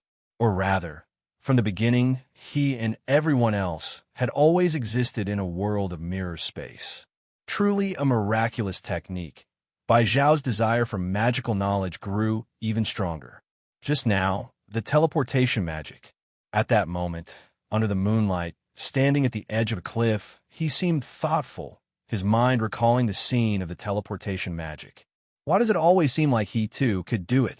Bai Xiao has always been confident in his comprehension and is sure that his talent in learning magic will not be inferior, probably much stronger than someone's retirement plan. With the inherent magical advantage he possesses, it's no wonder that he can master teleportation magic at a glance. However, he will not attempt it here. Magic is too subjective and dangerous. Although Bai Xiao has an adventurous spirit, he generally takes risks only within what he considers an acceptable range. Magic is too mysterious. An unexpected result from a teleportation spell could be troublesome. After all, he is traveling to Kamarage tomorrow, so there's no need to take such risks. It's best to stick to a more prudent approach. Thinking this, Bai Xiao gave up the idea of casting a teleportation spell and instead immediately took flight towards where he had placed his Blackbird 2 fighter jet. Another source of Bai Xiao's resignation is that this fighter jet seems to be nearing obsolescence. It just goes to show that plans often change more dramatically than expected. The next day, Bai Xiao enjoyed a delicious Chinese meal at the manor. The ancient old god Sargeras incident went unnoticed. Though the battle was intense, it all took place within the mirror world. The memories of those 5 students were likely altered as well. Their blog selfies and descriptions changed to another vacation spot, confirming this. Covering tracks, S.H.I.E.L.D. thinks they're clever, but it's the magicians who are the true masters. Later, dressed in a down jacket and jeans, and driving a McLaren sports car, Bai Xiao arrived at 177 Bleecker Street in New York. He parked his car at the roadside, and before he could knock, the door opened. Inside stood a black sorcerer dressed in a thick cotton sorcerer's robe. John Shaw, the venerated one, awaits you at Kamarage. After entering, the door closed automatically behind him. The black sorcerer then spoke a phrase and drew a circle beside him. A teleportation spell appeared, and Bai Xiao nodded at the black sorcerer before stepping into the circle. As he entered, the teleportation spell closed automatically behind him. This was another world, a place unknown to most, located near the position of the Himalayas and in the vicinity of Kathmandu, Nepal. The site was a square where many sorcerers, dressed in down sorcerer robes and holding cleaning tools, were earnestly clearing the snow. Seeing Bai Xiao's arrival, the sorcerers were quite curious. How do you feel about this place? Is it different from what you imagined? The voice of Ancient One reached his ears. Turning his head, Bai Xiao saw Ancient One also wearing a slightly thicker sorcerer's robe, now in white. It's very secluded and beautiful. This is the Himalayas, near Kathmandu, Nepal. Kamarage has been established for thousands of years. Ancient One spoke as he led Bai Xiao to the main temple. The building was wooden, embodying classical aesthetics with wooden floors, low tables, and sitting mats. The main temple's living room was very spacious, offering a great view through the wooden windows of the snowy Himalayan landscape. Ancient One sat Bai Xiao down on a sitting mat and deftly and smoothly made him a cup of tea. Would you like to learn magic, Xiao? Would Master Ancient One teach me? I might be absent from Kamarage for much of the time. There are many old magicians here. If you have any questions, you can turn to them. I can see that you are not introverted and have a great thirst for knowledge and growth. Ancient One smiled, but feel free to ask me when I am available. I am very happy to see a talented young magician grow. However, your excellence might intimidate some of my students. Thank you. Bai Xiao raised his teacup to Ancient One, who graciously accepted. Being able to impart knowledge is the mark of a teacher, and Bai Xiao has the requisite politeness and ethics, even though both he and Ancient One understand that this is fundamentally a reciprocal transaction. Magic is a very ancient cosmic secret power, capable of accomplishing many unimaginable feats, creating worlds, exploring multiple universes, and piercing the river of time. The magic of Kamarage is somewhat special. Ancient One did not waste words, beginning to explain the origins and knowledge of his magic. The magicians of Kamarage, mostly ordinary humans initially without inherent energy, must connect through specific incantations and inscribe magic circles to draw on other dimensional magic energy and release powerful magic. However, the borrowed power must eventually be repaid. The more power borrowed, the greater the impact on oneself. So many magicians in Kamarage also learned various combat skills, using shields and weapons in conjunction with fighting. But you're different, Xiao. Your body harbors immense power and strong mental strength. This combination gives you a natural advantage in learning magic. Ancient One seemed slightly envious. After all, Bai Xiao's innate advantage is so great. It's as if heaven itself is spoon-feeding him. Bai Xiao took it in stride. Being fed by heaven, he was still only comparable to ordinary races and not to some of the naturally divine beings. Ancient One continued without pause. What you need is knowledge, skipping the step of communicating and borrowing magical energy, to learn and accumulate, to consume and fully understand magic knowledge, and create your own magic system. Ancient One's knowledge was impressively deep, and as a teacher, she was among the best. Naturally sharp-eyed, she could easily discern what Bai Xiao needed most at the moment. You can freely access the library, where all the magical knowledge accumulated over thousands of years in Kamarage is stored. The next few years will be crucial for you to establish a strong foundation. I will speak to the guardians of the library, but I hope you temporarily avoid touching the forbidden dark magic, which, while powerful, also has the capacity to corrupt souls. Your personality tends towards the extreme, which might lead you into degradation. Only with sufficient accumulated magic knowledge can you fully harness those dark magics. Ancient One further cautioned that whether white magic or black magic, both are merely different applications of power, with no inherent hierarchy or moral distinction. She, Ancient One, is both the strongest white magician and the strongest black magician in Kamarage. The latter tends to be learned quickly, powerful, but also W. Thank you for the reminder, Master Ancient One. Bai Xiao gratefully accepted the gesture. He was not one to be unappreciative. On the path of magical knowledge, he was a complete novice and certainly wouldn't question the credibility of Master Ancient One in this field. Master Ancient One nodded with a smile. Subsequently, she formally began to teach some precautions about magic. Bai Xiao noted each point diligently, and after finishing his tea and bidding farewell to Master Ancient One, he eagerly headed to the library. The guardian was not the Asian, portly sorcerer from his memories, but rather an old, white-haired, taciturn sorcerer. Having received authorization from Master Ancient One, Bai Xiao was free to enter and leave the library. He didn't reach for the high-level magic books, but started from the very basic spells. He thoroughly mastered these spells from the ground up, laying a foundation for the magic he planned to create later. Time flew by, and 2 years passed with the seasons changing. During these 2 years, Earth was relatively calm, but some observant people noticed that a particularly unique individual had settled down. That was Bai Xiao. Bai Xiao's notorious name as a butcher was clear to some. The fact that he had bought a villa in Long Island, New York, was also known to others. This included a certain snake, Hydra.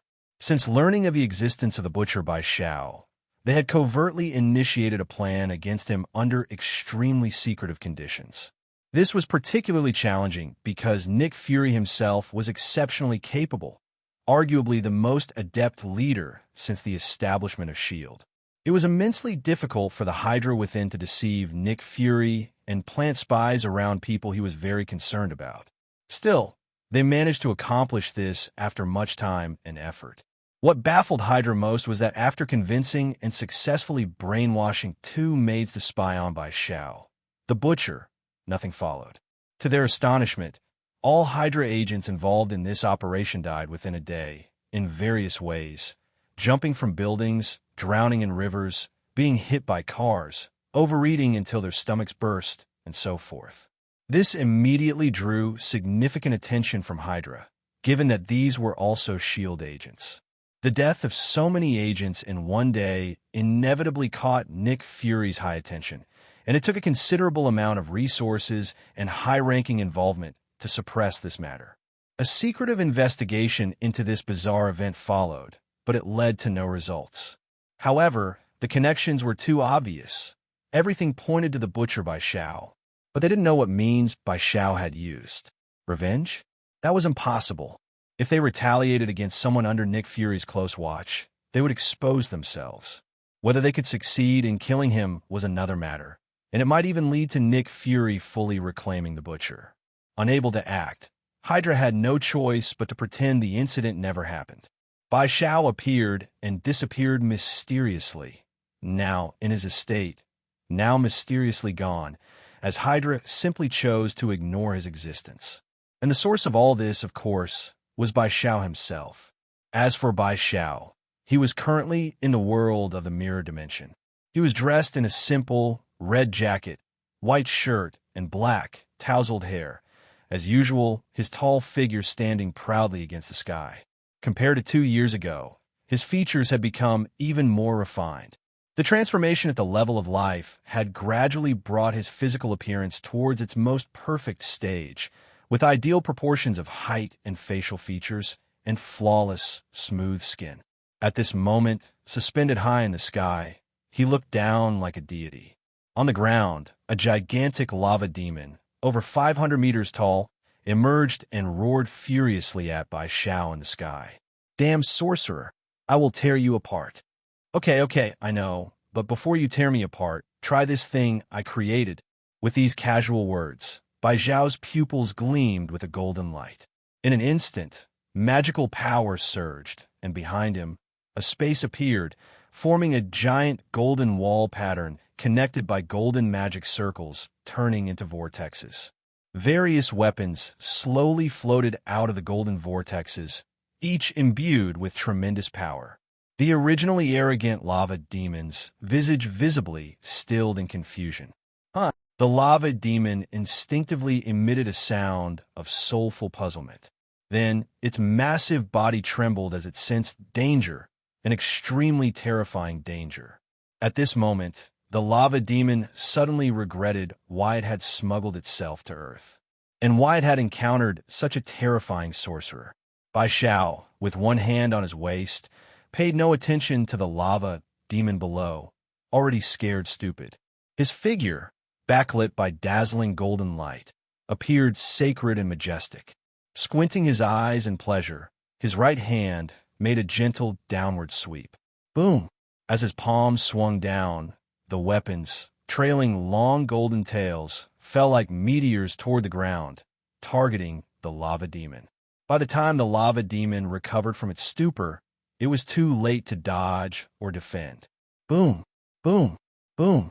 Loud explosions resonated, accompanied by faint screams, as the earth was thoroughly purged, with golden mushroom clouds erupting from the ground, spreading terror with each blast.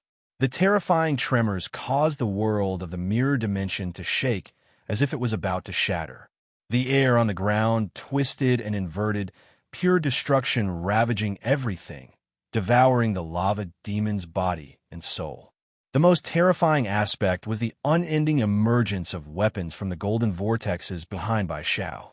Like a torrential downpour, the barrage continued for a full minute before slowly ceasing, leaving behind a shockingly ravaged landscape as the fierce storm of explosions faded.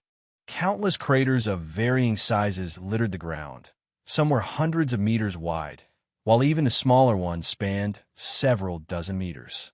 Cracks stretched for kilometers like terrifying spiderwebs. The ground was densely studded with weapons.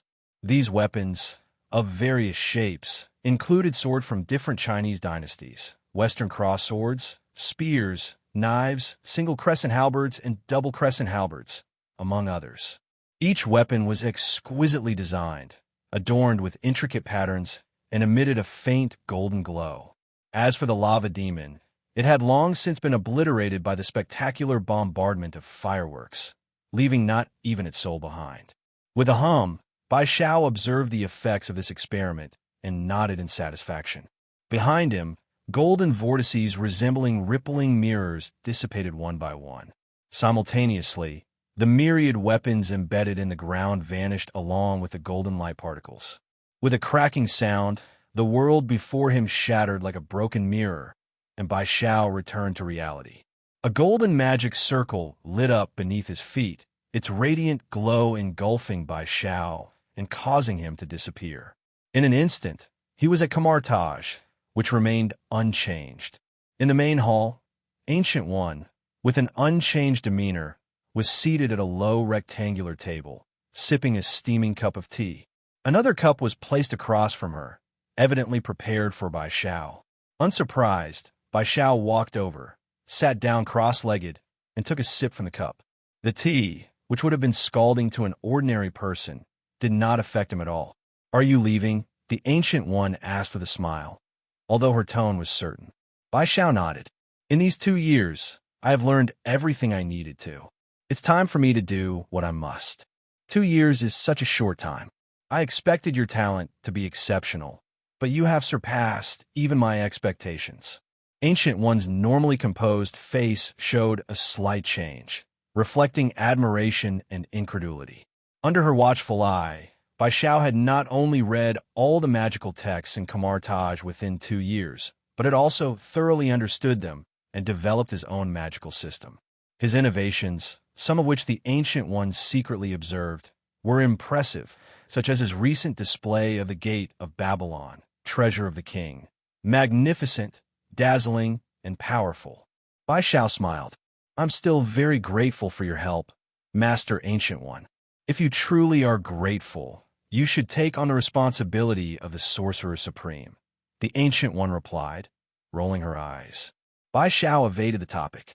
He had no desire to become a tool for others, preferring the freedom of his own path rather than bearing the responsibility of guarding the earth. He had left behind a mundane life in his previous existence and saw no reason to return to it now. I believe you have your own plans. How about discussing this person called Strange? He asked, changing the subject. You have indeed reached that level. It's quite astonishing. The Ancient One shook her head. I heard that one of your disciples has turned to the darkness and joined Dormamu. Should I eliminate him? He seemed to dislike me before, Bai Xiao said, referring to the Ancient One's disciple. Kaiselius, once her most outstanding student, had remarkable talent. By his 20s, he had surpassed many seasoned sorcerers in magical proficiency.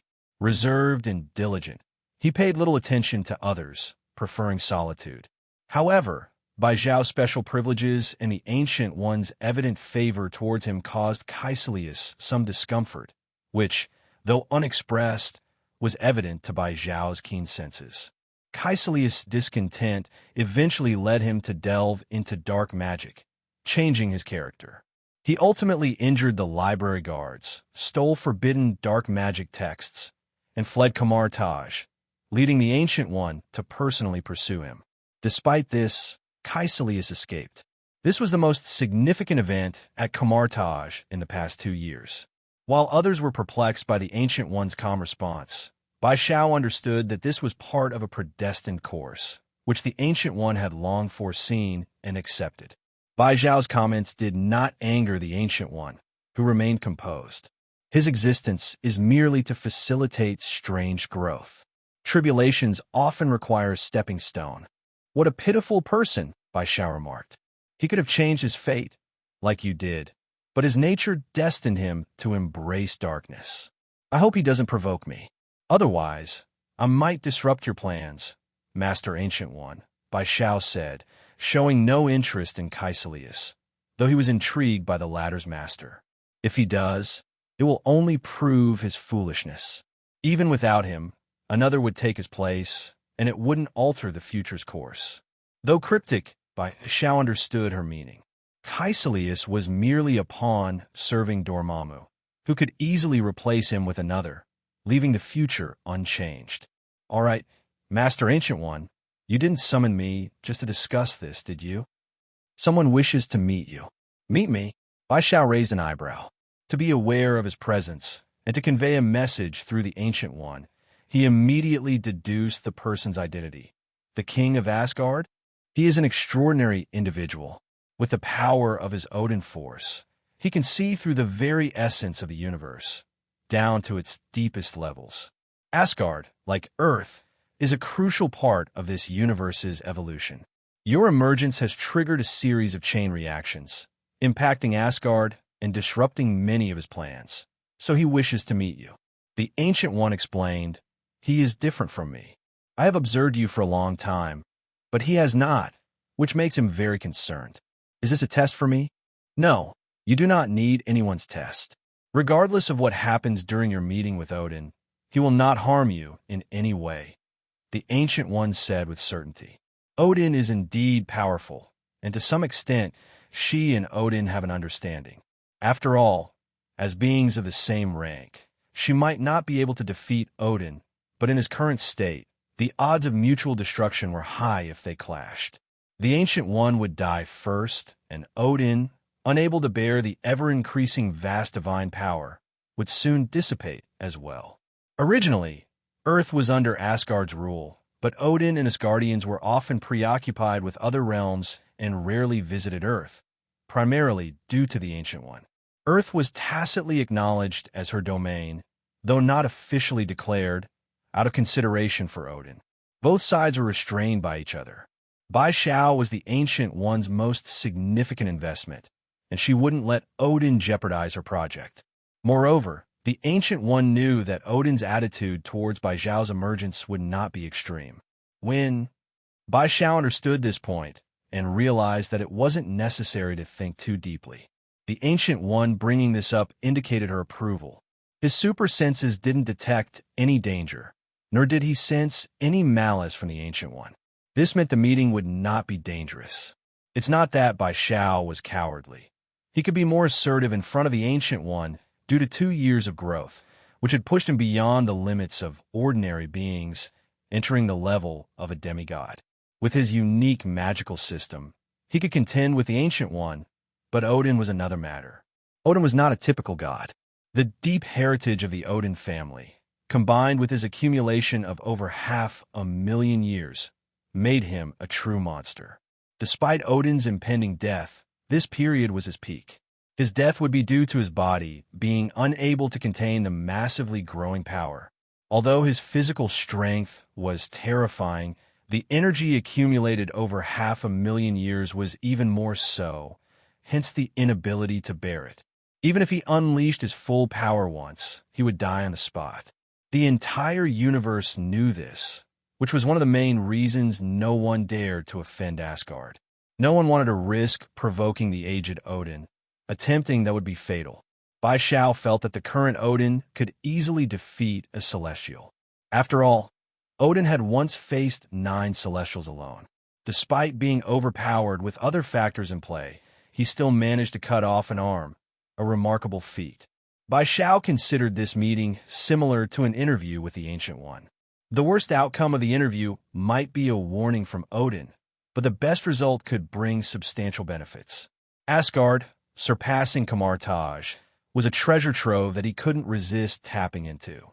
Seeing Bai Xiao's calm expression, the Ancient One smiled. She knew this wouldn't intimidate him.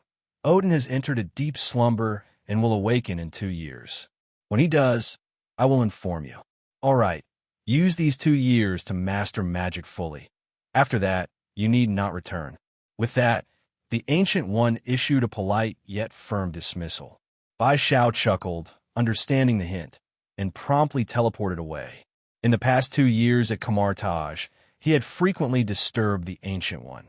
Besides, he had also utilized many of the artifacts there, not for personal use, but to analyze their structure. Without this, his arsenal wouldn't be so formidable. No matter how indifferent the Ancient One seemed, she couldn't ignore someone continually taking advantage of her resources.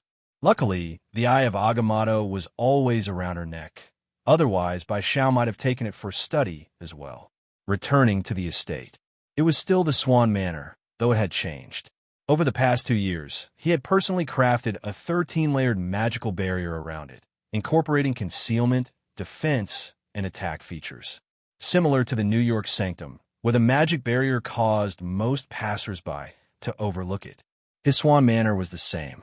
Additionally, he had slightly modified the Blackbird 2 aircraft. Since acquiring teleportation magic, its original function had diminished, so it had undergone numerous magical experiments as a test subject. The experiments were successful without turning it into a sentient machine. However, the aircraft's exterior now bore many magical inscriptions, and even the fuel tank was modified for enhanced external defense and acceleration. The need for fuel was replaced with a core magical device. By channeling magic into it, the core stored energy, functioning as a power source. During flight, the magic was converted into energy for propulsion. The new speed was significantly higher, and its stealth capabilities were greatly enhanced, achieving complete magical invisibility, akin to entering a mirror dimension, unseen and immune to attacks from the real world. The aircraft's appearance became more substantial, resembling an open-type flyer, black and phoenix-shaped, similar to the Golden Vimana. However, he hadn't added offensive weapons, with potential future modifications in mind. This was his most significant project over the past 2 years. Bai Xiao returned to the manor. After a pretty maid greeted him, she poured him a glass of iced fruit juice. She was evidently well acquainted with Bai Xiao's habits. "Sir, what cuisine would you like today?" Add a serving of Hong Kong-style roasted goose, and arrange the rest according to the usual schedule. "Very well. I will notify the kitchen immediately." The maid left, and Bai Xiao carried the juice to the top-floor balcony of the manor's residence. He sat on the edge of the balcony in a chair, with a new laptop on the table in front of him. He casually browsed to see if there were any interesting news items. Of course, it wasn't news from the media, but rather secret information from S.H.I.E.L.D. that he accessed using his hacking skills. His hacking skills had been improving day by day. Additionally, he had instructed the housekeeper to build an advanced server room in the manor's underground area, which cost a fortune. As for money, let's just say that several vampire families in other cities had suffered losses in the past 2 years. With top-notch hacking skills and state-of-the-art servers, he could easily invade any confidential database. Regarding S.H.I.E.L.D.'s classified data, it was primarily due to a former director. Since that foolish ex-director tried to cause him trouble, Bai Xiao simply used mind control on him. Having such a major insider made it very easy for him to access S.H.I.E.L.D.'s confidential database through a backdoor. Although the outside world seemed calm over the past 2 years, quite a few things had actually happened. For instance, a year ago, in 2001, under Hydra's influence, S.H.I.E.L.D. entrusted the Project Distant Star Return to a company controlled by Gideon Malik. S.H.I.E.L.D., together with NASA, arranged for 4 astronauts to join the project. They were transported to a desert planet through a black stone portal for a year-long scientific expedition. Then, the 4 astronauts lost all contact, and the project was completely shelved. In fact, Bai Xiao knew very well what happened afterward. There was a top predator, the Hive, which had destroyed the advanced civilization on that Earth-like planet. 3 astronauts died, leaving only one, while surviving in the desert, struggling against the Hive. This had later connections with Hydra's history. This all happened after S.H.I.E.L.D. was disbanded and Coulson became the new director of S.H.I.E.L.D. Moreover, 2 days after the 9/11 attacks, Thaddeus Ross proposed to the U.S. military to start the Biotech Force Enhancement Project, attempting to replicate the research results of the Project Rebirth to mass-produce super soldiers in response to the new century's anti-terrorism situation. The Hulk was about to be born. Today, in 2003, S.H.I.E.L.D. Academy opened in September, with Leo Fitz and Gemma Simmons joining the Academy's Science and Technology Division. They were the youngest students in the Academy's history and started a rivalry of academic excellence. S.H.I.E.L.D. also paid great attention to these 2 young researchers. Apart from that, there wasn't much other news. After briefly browsing, Bai Xiao closed the laptop. He drank the juice and reflected on his achievements over the past 2 years. In the first year at Kamarage, he quickly read through the entire library of over 13,000 books, recording them in his super brain, and then began analyzing and exploring. He progressed systematically from basic to advanced magical knowledge. With the help of the Ancient One and other senior sorcerers, he had already surpassed others by the end of the first year. Aside from the Ancient One, he had the greatest knowledge and magical mastery in Kamarage. In the second year, he began to explore creating his own magical system based on Kamarage's magic framework. This process wasn't difficult. On the contrary, it was quite simple. The hardest part was the initial breakthrough from 0 to 1. Once that was achieved, progressing to 2, 3, or even 10 was much easier. The core element of magic is to construct a program code with magical energy, and then release the magic with specific codes. The Ancient One envied Bai Xiao mainly because he solved the 2 biggest innate problems for sorcerers, energy and cognition. Bai Xiao was born with immense magical energy and a highly powerful mind, allowing him to learn and memorize magic extremely quickly. He only needed to modify the process of communicating and drawing magic from other dimensions, adapting it to release magic using his own magical energy. He mastered all the low-level and high-level spells of Kamarage. Additionally, he created many spells tailored specifically for himself. One of these included his imitation of the Gate of Babylon, which he used to kill the lava demon. The biggest challenge of the Gate of Babylon was the treasury. Gilgamesh's treasury represented the archetype of human wisdom, a concept created by humanity, incorporating the technologies and civilizations of other celestial beings. Although it seemed mysterious, it was essentially a conceptual weapon storage. The weapon storage would automatically detect and incorporate new weapons as human eras evolved. Modern aircraft and submarines would also be included in Gilgamesh's treasury. Similarly, Bai Xiao constructed a vast dimensional magical space using spatial magic and barriers, built with his immense magical energy to form a stable dimensional space. This space could only be accessed by him. Moreover, through an extensive and intricate magical circuit, he crafted weapons with materials, inscribing them with magical runes, commonly known as enchantments. These weapons became powerful magical artifacts. In the dimensional space, these weapons were continuously nourished by magical energy, gradually increasing their power. He could open the dimensional space at any time and launch the weapons using an automatic construction and ejection method, similar to a railgun, with a maximum launch speed reaching the speed of light, making the destructive power imaginable. This process required minimal magical energy from Bai Xiao, mainly consuming a small amount of energy to open small dimensional portals, earning him the nickname, self-proclaimed, human-shaped apocalyptic demon king. This magic took him the most time to create. He also developed the initial concept, the Yin Seal, which constructs a dimensional space at the center of his forehead to store magic and stabilize his mentality. It stores a large amount of magic without any loss. On top of this, he built the Max Mode. In high-intensity combat, he can instantly open the dimensional space at his forehead, releasing a large amount of compressed magic, which can be concentrated to cause massive destructive impacts or high-speed movements invisible to the naked eye.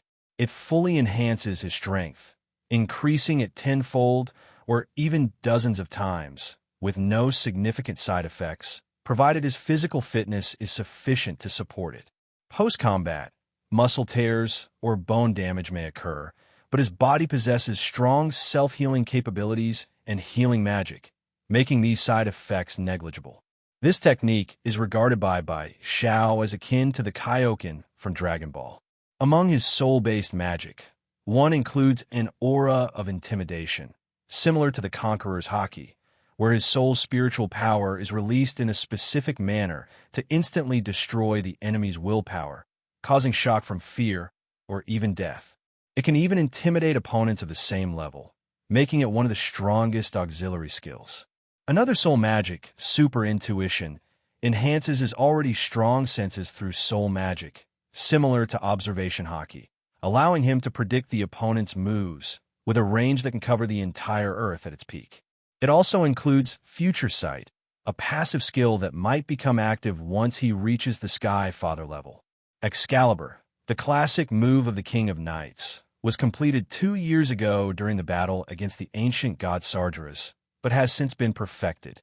It releases compressed energy instantly, creating a high-intensity energy beam. The power and destructiveness of this beam are unlimited, depending on how much magic is supplied. His monstrous strength was one of the first basic abilities he created and later perfected. His power can instantly amplify tenfold or even dozens of times. As for healing magic, Bai Xiao isn't very proficient yet, as most of his time has been spent developing other abilities. However, he plans to delve deeper into healing magic, as it's a necessary skill for becoming a powerful individual. Summarizing his achievements over the past 2 years, these are the reasons he confidently challenged Ancient One at the Sky Father level. In their duel 2 months ago, his myriad powerful skills forced Ancient One into difficult situations multiple times. Bai Xiao's numerous auxiliary abilities are exceptionally formidable. Super intuition, breath reading, future sight, monstrous strength in close combat, explosive max mode, and the devastating Excalibur, all of which put Ancient One at a disadvantage. Ancient One, being frail, had to maintain distance and cast spells from afar. No matter what magic Ancient One used, Bai Xiao could foresee it 3 seconds in advance due to his intuition. In such high-level combat, knowing the opponent's moves in advance determines the outcome. Fortunately, Ancient One quickly countered and even used the Time Stone to suppress Bai Xiao. Ultimately, neither could overcome the other, and they decided to cease fighting. Bai Xiao inwardly grumbled about Ancient One's shamelessness. He became increasingly covetous of time magic, but Ancient One valued the Time Stone too much to show it. She likely plans to use it as a trump card at the right moment. Bai Xiao isn't in a hurry, as there are many areas he needs to improve. Even if he obtained the Time Stone, he wouldn't change his path immediately. Assessing his own combat power, he is at the Sky Father level due to various active and passive skills, which elevates his power to a level where he can even contend with Mephisto, the Lord of Hell, though it might take some time, especially in Mephisto's domain. Bai Xiao is already very satisfied with his progress. In 3 years, he has ascended from an ordinary person to Sky Father level strength. What more could he ask for? Even if he doesn't advance further, in a decade, Thanos wouldn't dare to come to Earth. In these 2 years, he has achieved his expectations and now plans to take a break. Most supernatural beings on Earth can't help him grow further. Despite their numbers, they can't provide significant improvement. Only invaders from other dimensions, like the lava demon from Hell, have done so, earning him considerable praise at Kamarage. Many sorcerers, including Ancient One, commend his dedication. Bai Xiao consistently confronts the strongest enemies first, which satisfies Ancient One as he remains true to his initial resolve. When facing invaders from other worlds, he shows no mercy, killing on sight. This aligns perfectly with Ancient One's philosophy, though she often banishes rather than kills. Bai Xiao's ruthlessness reassures Ancient One that she could retire peacefully with someone like him around, even considering him as the best candidate for the Sorcerer Supreme. However, Bai Xiao isn't interested in the position, preferring to reap benefits without the responsibilities.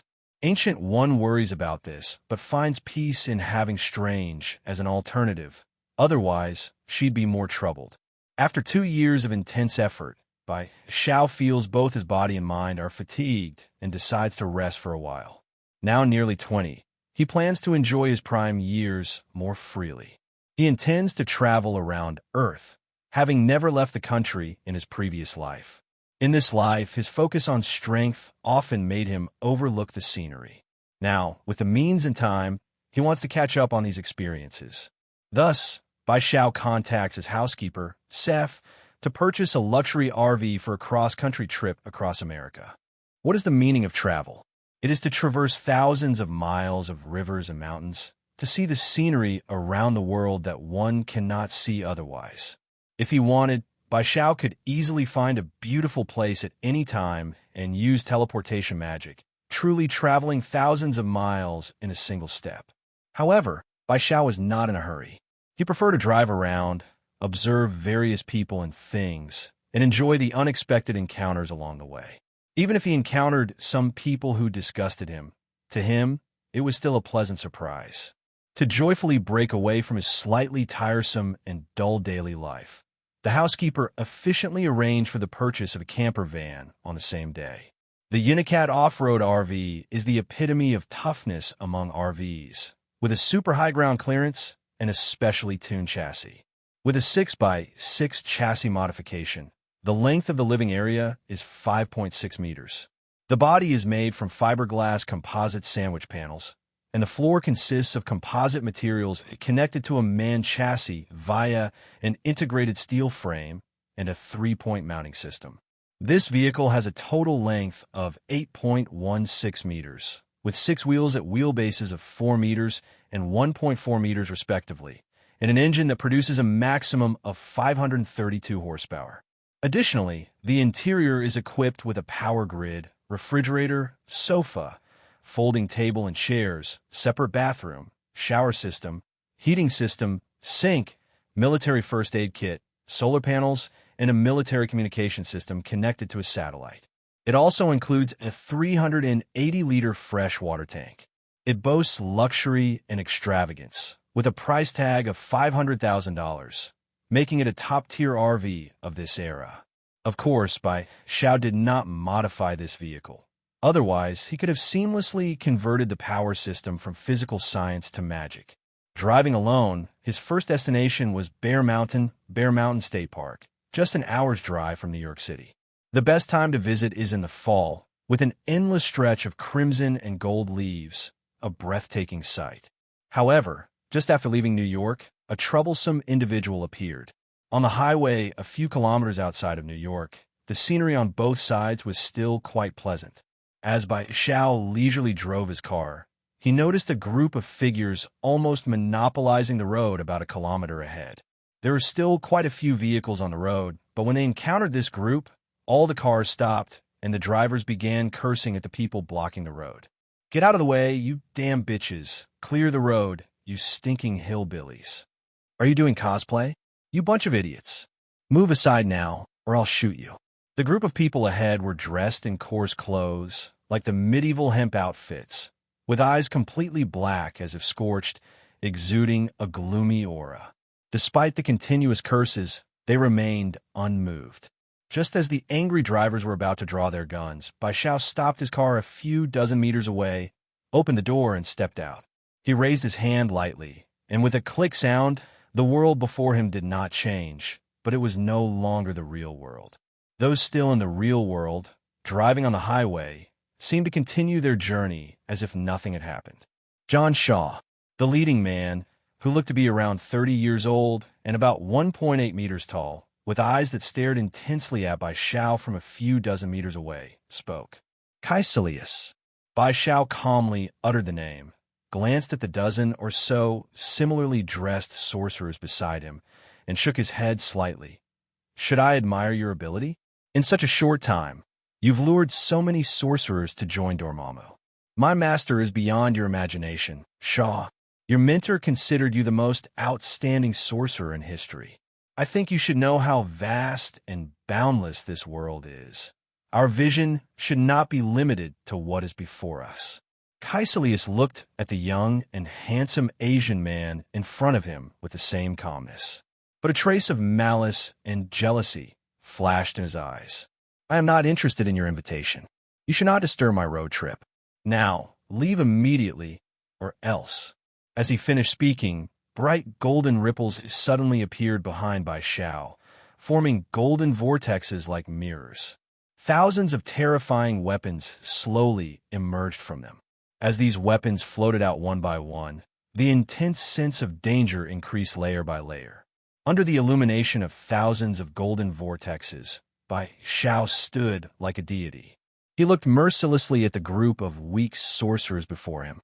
The sorcerers behind Kaiselius froze, cold sweat constantly breaking out on their foreheads, their gloomy expressions turning into dazed looks as they stared blankly at the scene in front of them.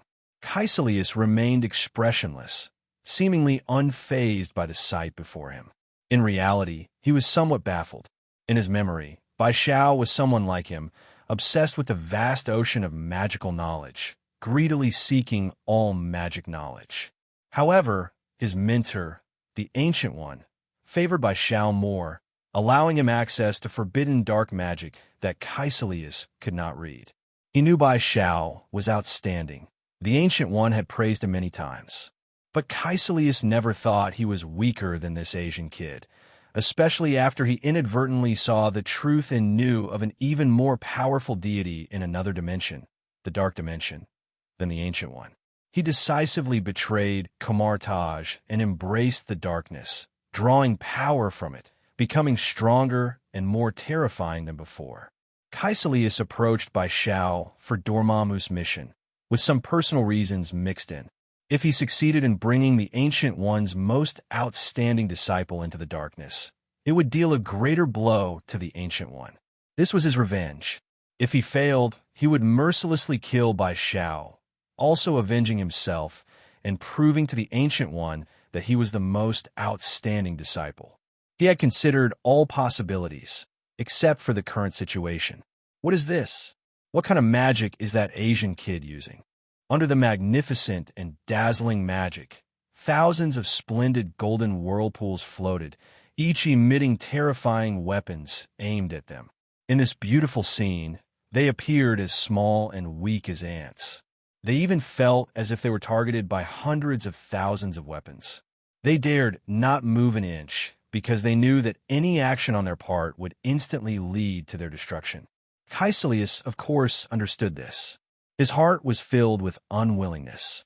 His arms hung down, fists clenched tightly, and his knuckles cracked under the pressure. Why did he turn to the embrace of darkness? From a young age, his experiences and the deaths of his loved ones made him extremely fearful of death. He disliked the fragility of life and hoped to live forever. For this reason, he accidentally encountered a sorcerer, joined Kamarage, and met the Ancient One, who accepted him as a disciple. At first, he respected the Ancient One. He believed in her unconditionally because the Sorcerer Supreme, the Ancient One, was the most powerful sorcerer in history.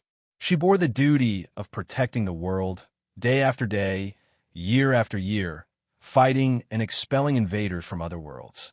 She possessed vast knowledge beyond imagination, like a sage who could answer all questions, except for his. Why couldn't he live forever? He greedily sought magic, desiring immortality. However, the magical knowledge he learned, which he thought was omnipotent, couldn't fulfill his wish. Thus, he turned his attention to dark magic. At this point, the Ancient One stopped him, forbidding him from contacting dark magic. The Ancient One said that dark magic and darkness were evil forces that could cause people to lose themselves, to sink and lose self-awareness, although they were also powerful. As a disciple, and someone who respected the Ancient One, Kaiselius believed her. However, on one occasion, he accidentally discovered that his respected and revered Sorcerer Supreme was secretly drawing on dark forces. That scene completely shattered his respect for the Ancient One. He went mad. His most respected Supreme Master, his teacher, was merely a hypocrite.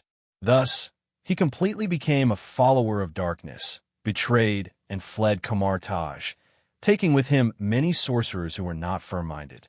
They recklessly drew on dark forces, and he felt the power of darkness. He firmly believed that embracing darkness would make him stronger and grant him eternal life. However, the scene before him shattered his confidence once again. Despite absorbing so much dark power and embracing darkness to become stronger, why did he still feel so weak in front of this younger man? His frail body nearly lost the courage to resist. Anger and unwillingness twisted Kaiselius' originally expressionless face. His twisted and ferocious face looked like a demon, causing fear. "All right, looking at you, you might as well die." This ugly face, filled with extreme malice, made Bai Xiao feel disgusted. When facing people he disliked, he always had one solution: kill. What about the people in the Ancient One's plan? He had already changed so many historical directions. What was one more Kaiselius? Thus, Bai Xiao gently waved his hand. Boom! In an instant, countless dazzling golden flames, carrying thousands of weapons, pierced through the air like light, mixed with a despairing majestic force, and struck Kaiselius and his group of sorcerers. The sorcerers were in despair. They didn't even have time to react. Their eyes reflected the magnificent scene of thousands of golden meteors, a beautiful picture symbolizing death, which might be their last memory alive. They should have died, but Bai Xiao's eyes inexplicably flickered. An unexpected event occurred. The once waiting to die, Kaiselius had a dark mark appear on his forehead, and a surge of rich, evil, and powerful dark energy erupted. The wave of darkness instantly swept in all directions, clashing with the thousands of golden streams of light in an instant. Boom, boom, boom. The black and gold energies intertwined and collided, creating a terrifying energy explosion. The intense upheaval swept out waves of air in all directions, causing the entire mirror dimension to tremble in the explosion. It seemed as if it could shatter at any moment. The energy that swept through the entire mirror dimension distorted the sky and earth, sending everything around flying. Cracks spread like a spider web, extending for tens of kilometers. Bai Xiao stood still, unaffected by the terrifying winds and waves. They calmed down as soon as they reached him. The intense energy from the collision continued for a long time. Bai Xiao gently waved his hand, freezing the world like a god controlling everything, dispersing the fierce winds. A deep, bottomless pit appeared in front of him, extending to his feet.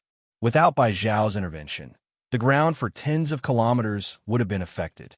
Kaiselius and his group had long disappeared. Dormamu intervened.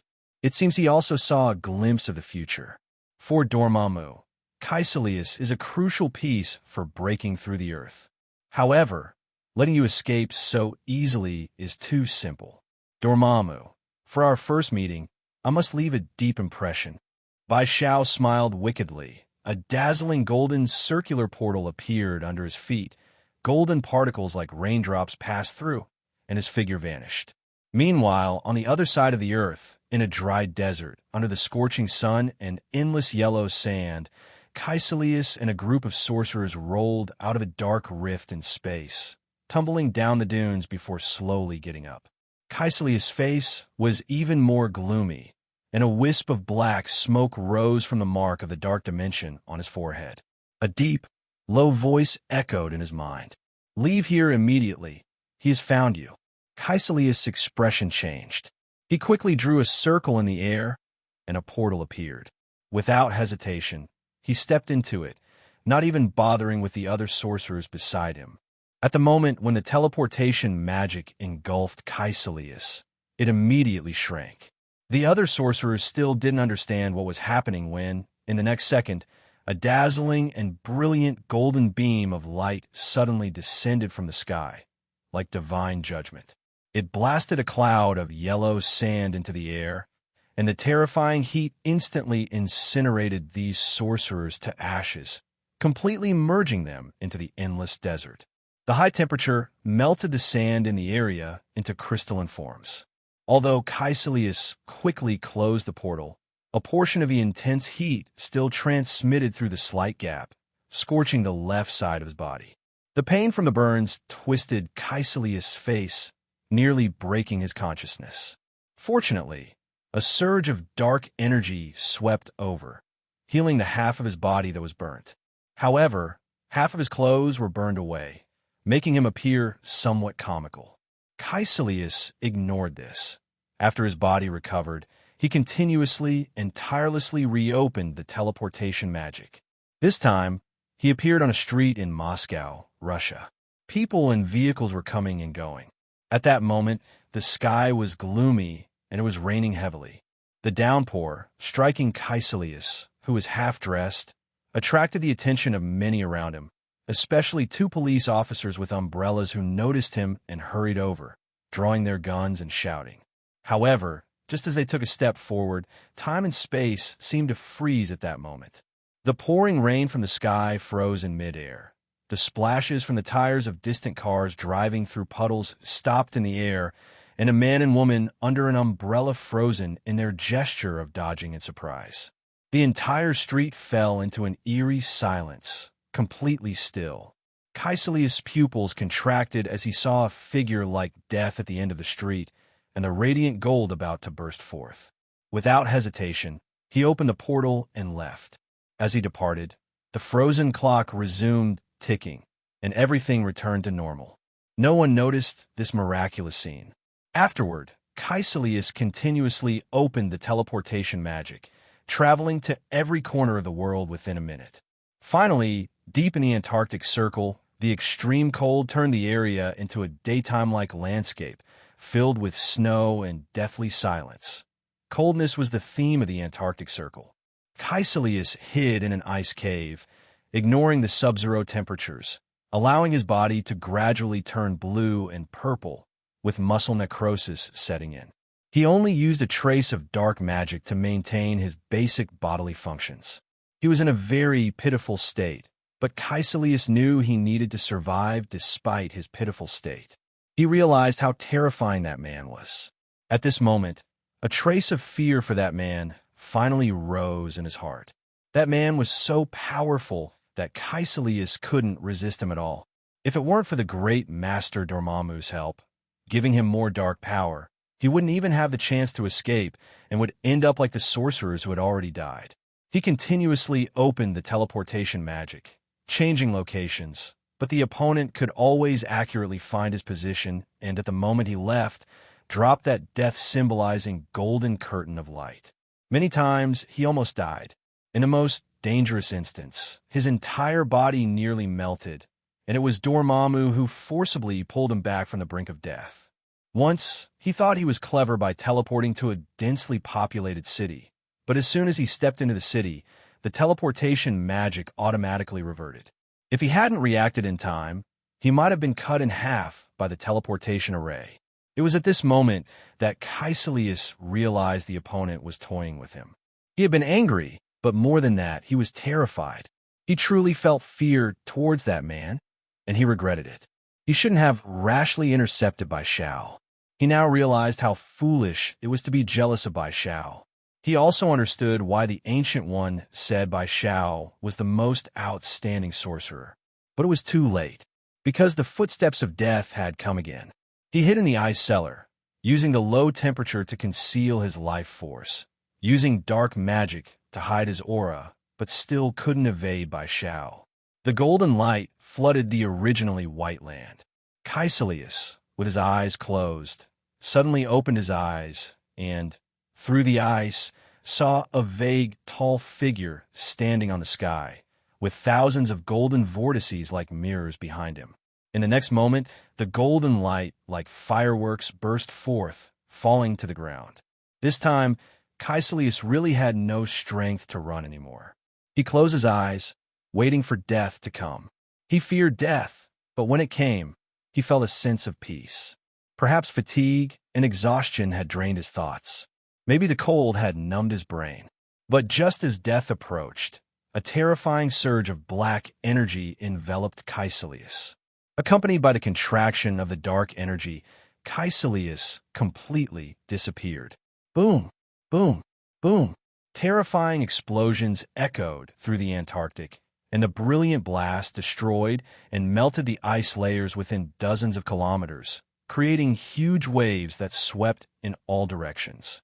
Many scientific research stations established by scientific teams in the Antarctic Circle were at risk, posing a disaster for the researchers there. Yet in the sky, Bai Xiao remained indifferent, allowing the waves to surge. He floated in the sky, gazing downward, feeling the dark energy. With a thought, the world changed, and the waves that should have caused the disaster disappeared, leaving the peaceful white land as it was.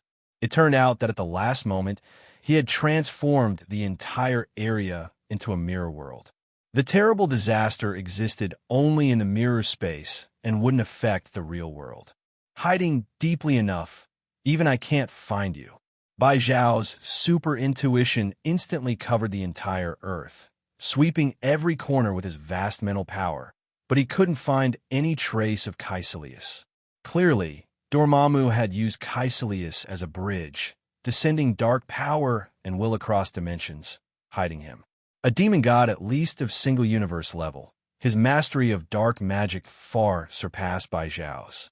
If he intended to hide someone, it was normal for Bai Xiao not to find him. He might have even teleported Kaiselius to somewhere outside Earth. Consider yourself lucky. But then again, I suppose Dormamu will remember me too. I am indeed looking forward to our next meeting. Bai Xiao smiled maliciously, predicting that Dormamu must be quite angry at this moment. After a brief chuckle, his figure disappeared once more. Although it was a minor interlude, his journey continued. Meanwhile, in a remote cave on Earth, resembling an ancient altar, the surroundings were dim and shadowy, with mysterious, indecipherable carvings on the walls. Kaiselius lay on the central floor, his chest rising weakly, his breath feeble and labored. His skin visibly withered, as if he had aged decades. With his eyes closed, he could hear the angry voice of his great master, Dormamu, in his mind. Fool, who told you to provoke that guy? I'm very sorry, my great master. I originally intended to bring him into the embrace of darkness, but I underestimated his power. Kaiselius replied weakly, not defending himself. Your body cannot bear my power. You lost 30 years of your life just to escape. You will need to continue absorbing dark energy to repair your damaged body. Thank you, master. I will be more cautious next time and create conditions for your descent. Dormamu paused for a moment before asking in puzzlement, Who is that human boy? Dormamu clearly sensed something unusual about Bai Shao. He was brought to Kamarage by the Ancient One 2 years ago to learn magic. He is the 717th Oriental, named John Shaw. A strange name. Achieving such a level in just 2 years, his talent must far surpass even the Ancient One. He will become an obstacle to my future descent to Earth. He cannot live. Dormamu immediately recognized the threat posed by Bai Shao. His talent would interfere with future plans. Dormamu could not allow such a talented sorcerer to continue living. If he could reach this level in 2 years, what would 10 years bring? After all the effort to outlast the Ancient One, another even more talented sorcerer had been trained. Would there still be a chance for his arrival? The coveted universe would be completely out of reach for him. Dormamu would not allow such a thing to happen. But Master, Kaiselius hesitated, wanted to say that he couldn't defeat him at all. The other party was purely a monster, exhibiting power he couldn't resist. This time, he barely escaped thanks to Dormamu's help. Dormamu was aware of this too.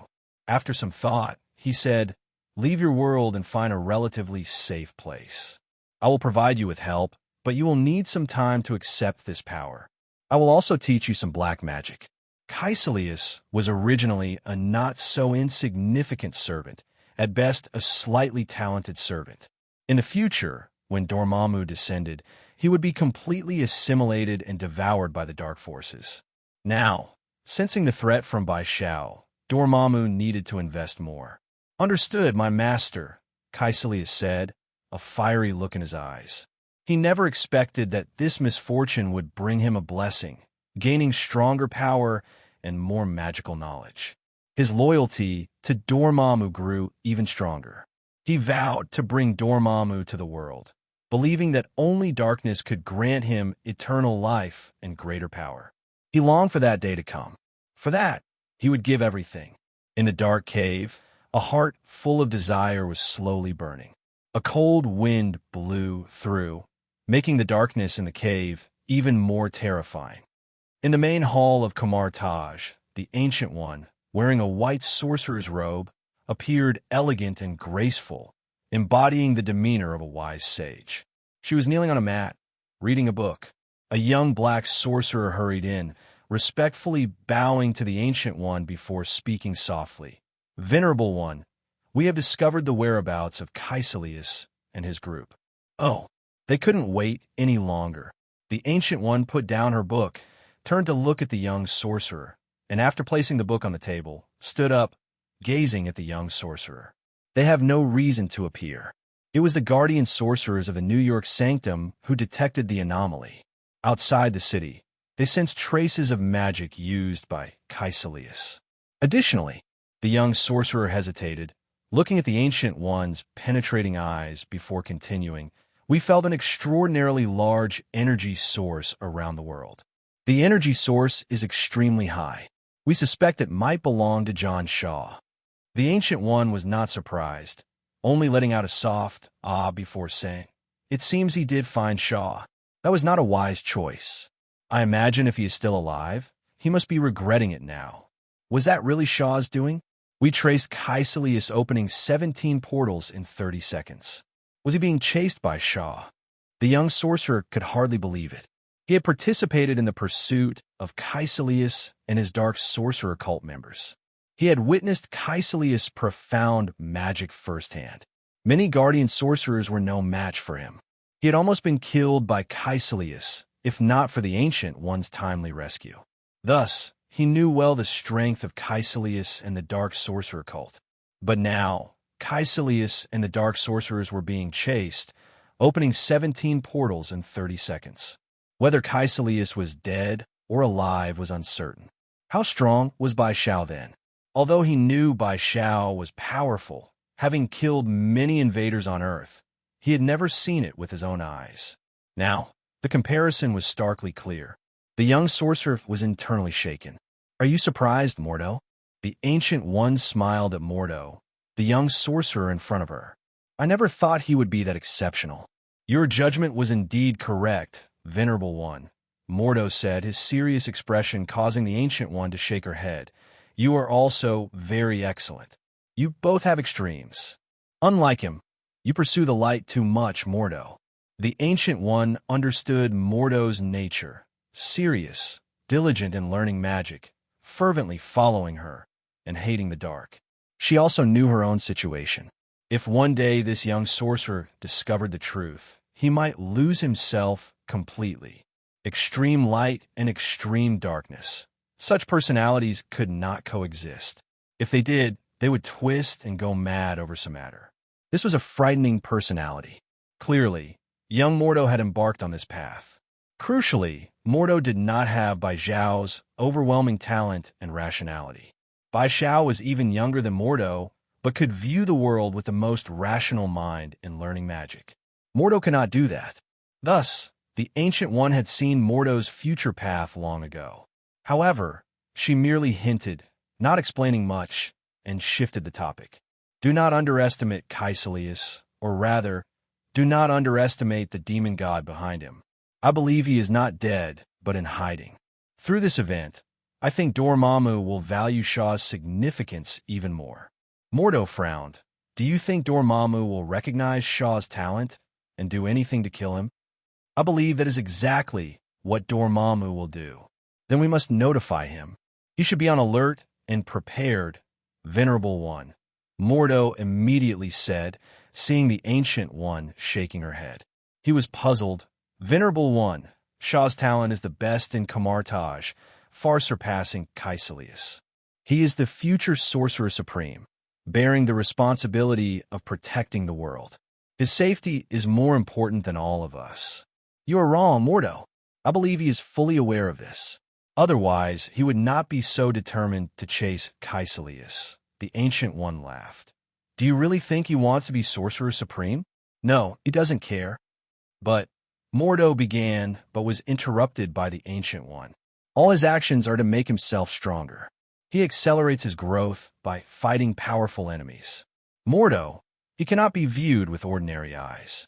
He won't hesitate to strike against strong enemies. Don't use responsibility to bind him. He is younger than you, but sees things more rationally and clearly. He craves battle. His very genes are engraved with a passion for fighting." The Ancient One's words left Mordo stunned. He asked incredulously, "You mean he is declaring war on Dormamu?"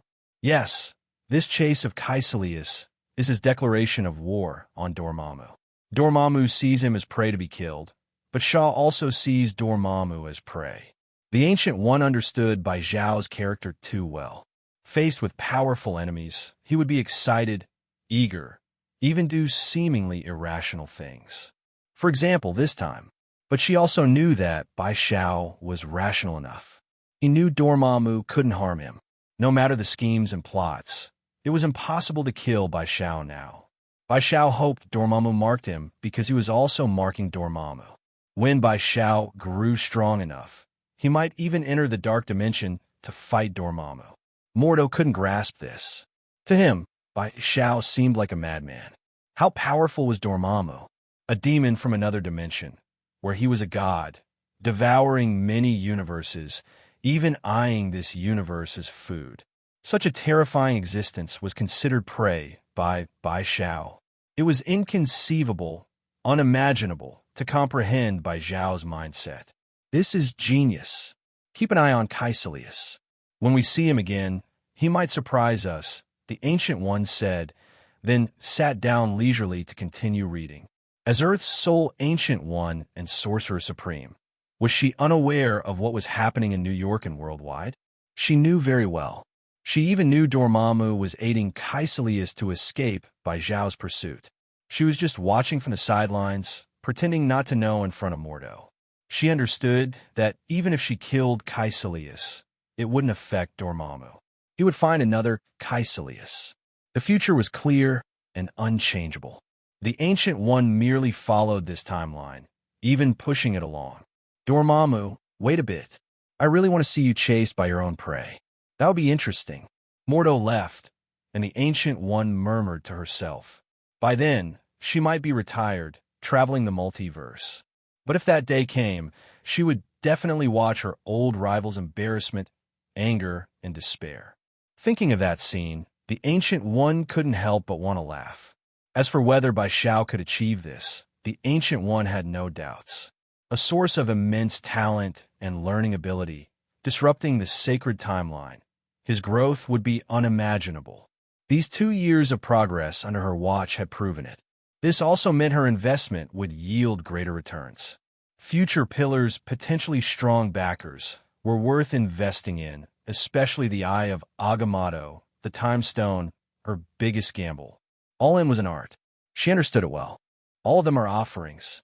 These are all experiences. With offerings of Dormamu's level, he must have gained a lot of experience. These are the essence of life that nourishes his growth. Otherwise, he wouldn't be so eager to hunt down Kaiselius, that fool. Isn't it all about showcasing his absolute talent, letting Dormamu know that someone like him exists? Dormamu spent countless years trying to come to this world, with the Ancient One holding him off for thousands of years. Finally, when he was about to outlast her, this newcomer appeared.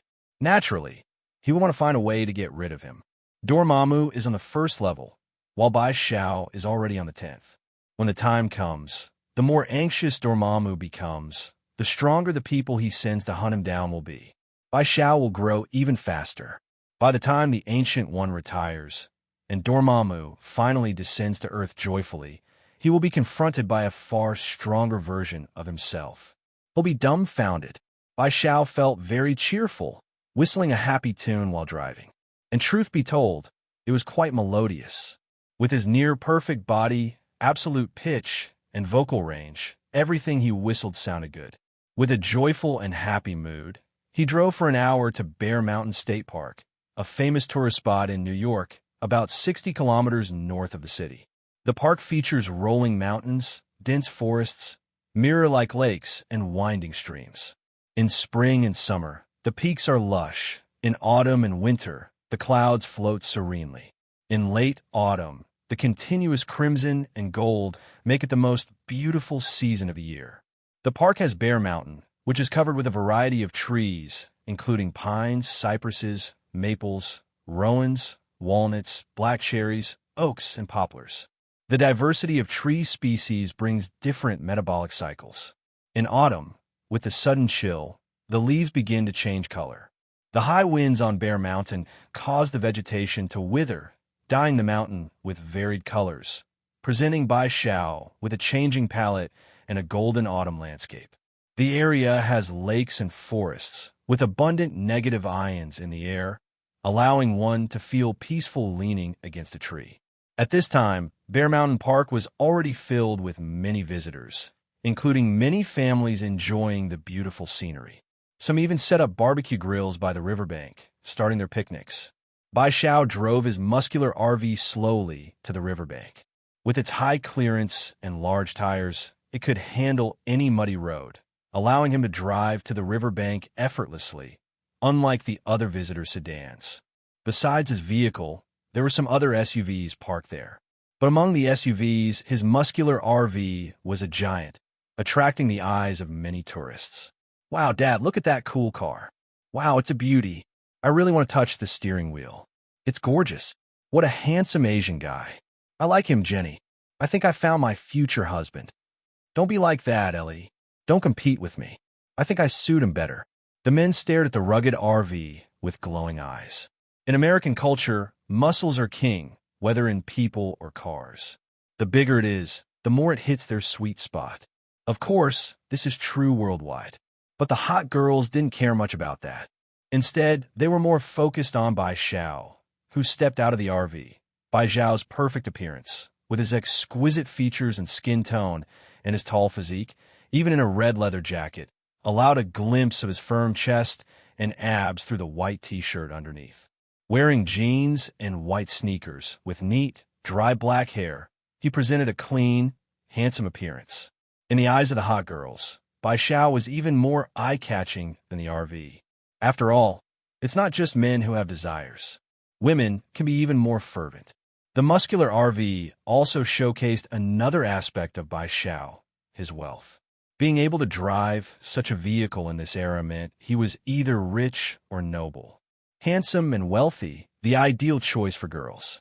So, as soon as he got out, several pretty girls with good figures approached, some in dresses and some in leather jackets and jeans. "Hi, I'm Ellie. I'm Mary.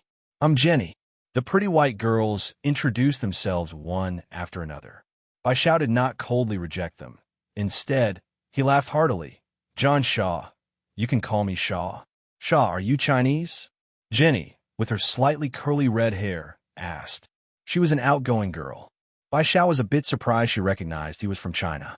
For many Americans, their first guess for Asians would often be Japanese or Korean.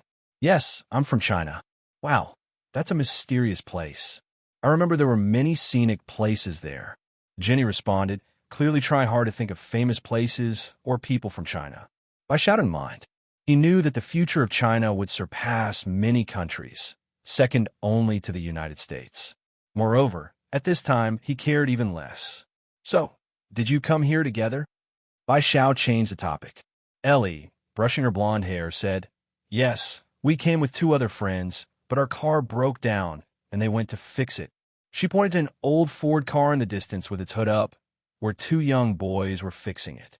"Okay, it seems your luck isn't too good today." Bai Xiao chatted with the 3 girls for a while, and soon became familiar with them. The girls had great personalities. Even without using his psychic powers and intuition, Bai Xiao, with his natural charm and expertise in language and psychology, could easily tell their thoughts and characters. They were all eyeing his body. Their youthful beauty, full of collagen, was indeed pleasing to the eye. Bai Xiao didn't rush into anything but enjoyed their company, the beautiful scenery, and their legs and chests. TL, there's something missing. Happily chatting and enjoying the scenery, Bai Xiao took out some juice, drinks, and beer from his fridge. The girls all chose beer, aiming to get drunk and create opportunities. Bai Xiao pretended not to notice. High-level hunters often disguise themselves as great prey. Setting up chairs, a barbecue grill, and a small table, Bai Xiao provided many fresh, high-end ingredients. They barbecued, drank, and chatted together. The 2 unlucky boys finally fixed their car and saw the girls sitting with an Asian guy, barbecuing, drinking, and chatting. Except for Mary, who had a boyfriend, the other 2 girls were almost glued to the Asian guy's arms. One of the young boys turned red with jealousy. Seeing this, Mary's boyfriend shrugged indifferently, while the other boy huffed and walked over. However, upon noticing Bai Xiao's attire, aura, and appearance, the 2 boys felt instantly inferior. "Hey, Marcus, Paul, is the car fixed?" Noticing her companions, Jenny's face was flushed with excitement. "Yes, we just fixed it." "Who is he?" asked Marcus, a brown-haired boy with a bitter expression. "He's Shaw, John Shaw, from mysterious country China. He's traveling alone across the country," Jenny explained, introducing Marcus and Paul, all students from Pace University, classmates. "Want a drink?"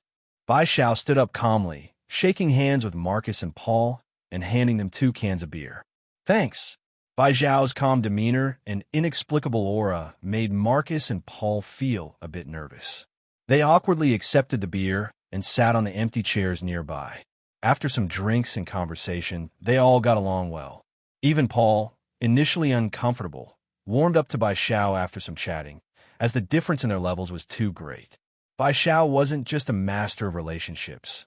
He was a master of the way of nature. After a round of socializing, the group of similarly aged boys and girls enjoyed the barbecue and beer together. Some younger kids, attracted by the aroma, approached with eager eyes. Jenny and the others glanced at Bai Xiao, knowing they couldn't make decisions about his food. Bai Xiao didn't mind. He always liked cute children, as long as they weren't naughty. He generously handed out some grilled skewers and steaks to the kids. The children thanked him joyfully and ran back to their parents. The parents, upon hearing their children, came over to express their gratitude, even offering some of their homemade dishes. Finding the group quite agreeable, with the girls and boys having good personalities, Bai Xiao suggested they all gather for a communal activity. This attracted a crowd of tourists, including elderly couples. Soon, dozens of tourists gathered around Bai Xiao's spot, setting up barbecue grills, makeshift kitchens, tables, and offering snacks and fruits. The atmosphere became lively instantly. People from different families and regions shared their specialties and unique dishes, creating an enjoyable experience. The children, eating snacks, ran around the adults. A pretty little girl seemed to like Bai Xiao a lot, cuddling in his arms, which made Jenny and Ellie envious. But who could compete with a cute little girl? In addition, people played games, picked up musical instruments, and performed beautiful music. Listening to the music, they danced, even pulling Bai Xiao into the dance.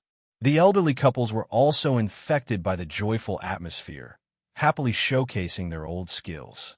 The cheerful laughter and lively atmosphere spread throughout the riverbank, blending with the beautiful scenery. This gathering lasted until late at night, continuously attracting many new visitors, leaving everyone with unforgettable memories and many new friends, regardless of age. They exchanged contact information, planning future meetups. There was no malice or sordid affairs, only joyful connections and friendships.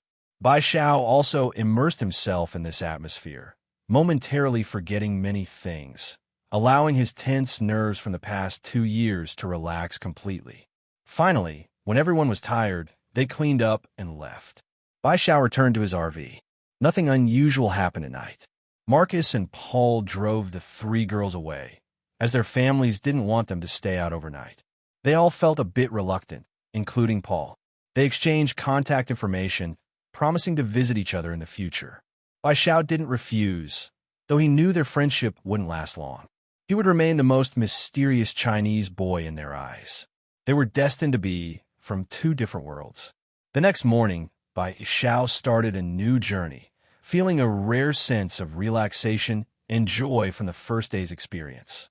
Meanwhile, Bai Xiao's movements caught the attention of a certain black, bald, one-eyed man. At the Long Island headquarters of the Strategic Homeland Intervention, Enforcement and Logistics Division, Director's Office, Nick Fury received news of Bai Xiao buying an RV and leaving New York. He's finally on the move again. Nick Fury looked at the photos and records on his desk, showing the eye-catching RV on the streets of New York and a joyful scene of tourists singing and dancing by the riverbank, evidently taken from a distance. In the crowd, Bai Xiao, who was dancing with 2 beautiful girls, stood out particularly. Nick Fury's eye twitched as he watched. So, he disappeared for 2 years, and when he came back, he went on an RV trip. Bai Xiao, a dangerous individual, had always been under his close surveillance. However, Fury had been puzzled by some of his actions over the past 2 years. He rescued a mutant girl, went to X Academy, then bought a manor on Long Island. He had been lurking there for 2 years, disappearing for a month or 2 at a time, without stepping outside. He only occasionally went out twice to other cities, where he killed a batch of vampires. He was like a recluse hiding in his manor. Now that he had finally reappeared, he was in an RV, seemingly planning a trip, which gave Fury a headache. Fury didn't care what Bai Xiao was up to. He was even happy to see him acting as a butcher, since the butcher's victims were either villains or non-humans. Fury had deeply ingrained the belief that anyone not of his kind must be treated with suspicion. He was always skeptical of everyone, especially those who weren't even human. Bai Xiao perfectly fit his idea of a member of the Avengers, so much so that Fury regarded him as one. As a butcher, he needed someone who could coldly and ruthlessly kill enemies, not someone who was a hedonistic recluse. Fury was wondering if Bai Xiao had been corrupted by money and pleasure, which was normal. The temptation of money and pleasure could seduce even the most cold-blooded and rational butcher. After all, he was still just a 20-year-old young man. Considering his impoverished upbringing, It was normal for him to be dazzled by wealth for a while. Fury did not want the butcher to put down his knife and return to a normal life. Otherwise, he wouldn't have helped cover up Bai Zhao's actions. What a headache this kid is, Fury muttered. His single eye flickered. He needed to ensure that the boy remained the cold-blooded butcher he once was. He could relax and have fun, but he must not abandon that identity. Fury decided that if Bai Zhao remained the same after this trip, he would need to take action. Perhaps he could introduce more crises to awaken Bai Zhao's inner sense of responsibility. He believed that the boy still had a sense of duty deep down. Little did he know, Nick Fury was merely overthinking things and was completely unaware of the actual situation. As for Bai Zhao, he continued his journey, traveling from New York to Pennsylvania, Ohio, Illinois, and finally to Minnesota. These states took him a total of 3 months. He spent about a month in each state exploring the local culture, scenery, and cuisine. Overall, he encountered many pleasant and a few unpleasant experiences, the former being more frequent. The latter, though not many, included running into 3 foolish robbers on his way to Illinois. His muscle RV was too conspicuous in remote areas. The 3 idiots, armed with shotguns and pistols, wanted to kill Bai Zhao and steal all his belongings and the RV. Unfortunately for them, they encountered a butcher far more ruthless than they were. Bai Zhao's hands were stained with countless lives, not just a few dozen, but thousands. These small-time crooks, with their shabby guns, were effortlessly sent to hell by Bai Zhao. He used magic to open a rift to hell and toss them in alive. What happened to them in hell was up to how they faced their fate. Most likely, both their bodies and souls would be devoured by greedy demons. These were just minor episodes. They didn't affect Bai Zhao's mood. For months of travel completely relaxed his tense spirit. During these months, he ignored thoughts of becoming stronger or dealing with enemies from other centuries, as if he had forgotten them all. This relaxing trip eliminated any lingering negative emotions he had. He was fully enjoying the journey. It was now March 2004, and spring had arrived. Driving his RV along the highway, surrounded by lush green mountains, he entered Minnesota. Driving along, he came to a small town called Forks. The scenery in Forks was exceptionally beautiful, lacking the noise and hustle of big cities. During this time, continuous spring rains added a cool tone to the landscape. Amidst the pristine forests and mountains, the place had a unique beauty. Bai Zhao, sitting in the RV's driver's seat, drove along a long, straight country road flanked by towering teak and pine trees. The rain fell, creating a muddy but pleasant atmosphere for those who enjoyed the rainy season. As he drove, Bai Zhao's keen intuition sensed many unusual things in the town ahead. After driving a little further, he saw a police car parked by the roadside. A middle-aged white officer in uniform and a girl with long, dark brown hair, wearing a short-sleeved plaid shirt over a gray long-sleeved shirt and jeans, stood at the car's front. The hood was up, and the girl held an umbrella, shielding both the officer and herself from the rain. Bai Zhao parked his muscle RV a few meters from the police car. He opened the door, stepped out with an umbrella, and approached the officer and the girl. Under their curious and wary gazes, he asked, "Do you need help, officer?" "Yeah, I think it's the spark plug causing the engine to stall. I should get it repaired," the officer said helplessly. He glanced at Bai Zhao's RV and, noticing the license plate, asked, "Are you from New York?" "That's right, I've already taken that big guy through 3 states. This is the 4th one." "Excellent choice. My name is Charlie. Welcome to Forks. I believe you'll have an unforgettable time here. This is my daughter, Bella, who has just moved here from Phoenix to stay with me for a while." Thanks to Bai Zhao's enthusiastic and trustworthy demeanor, along with his good looks and charm, Officer Charlie warmly welcomed him.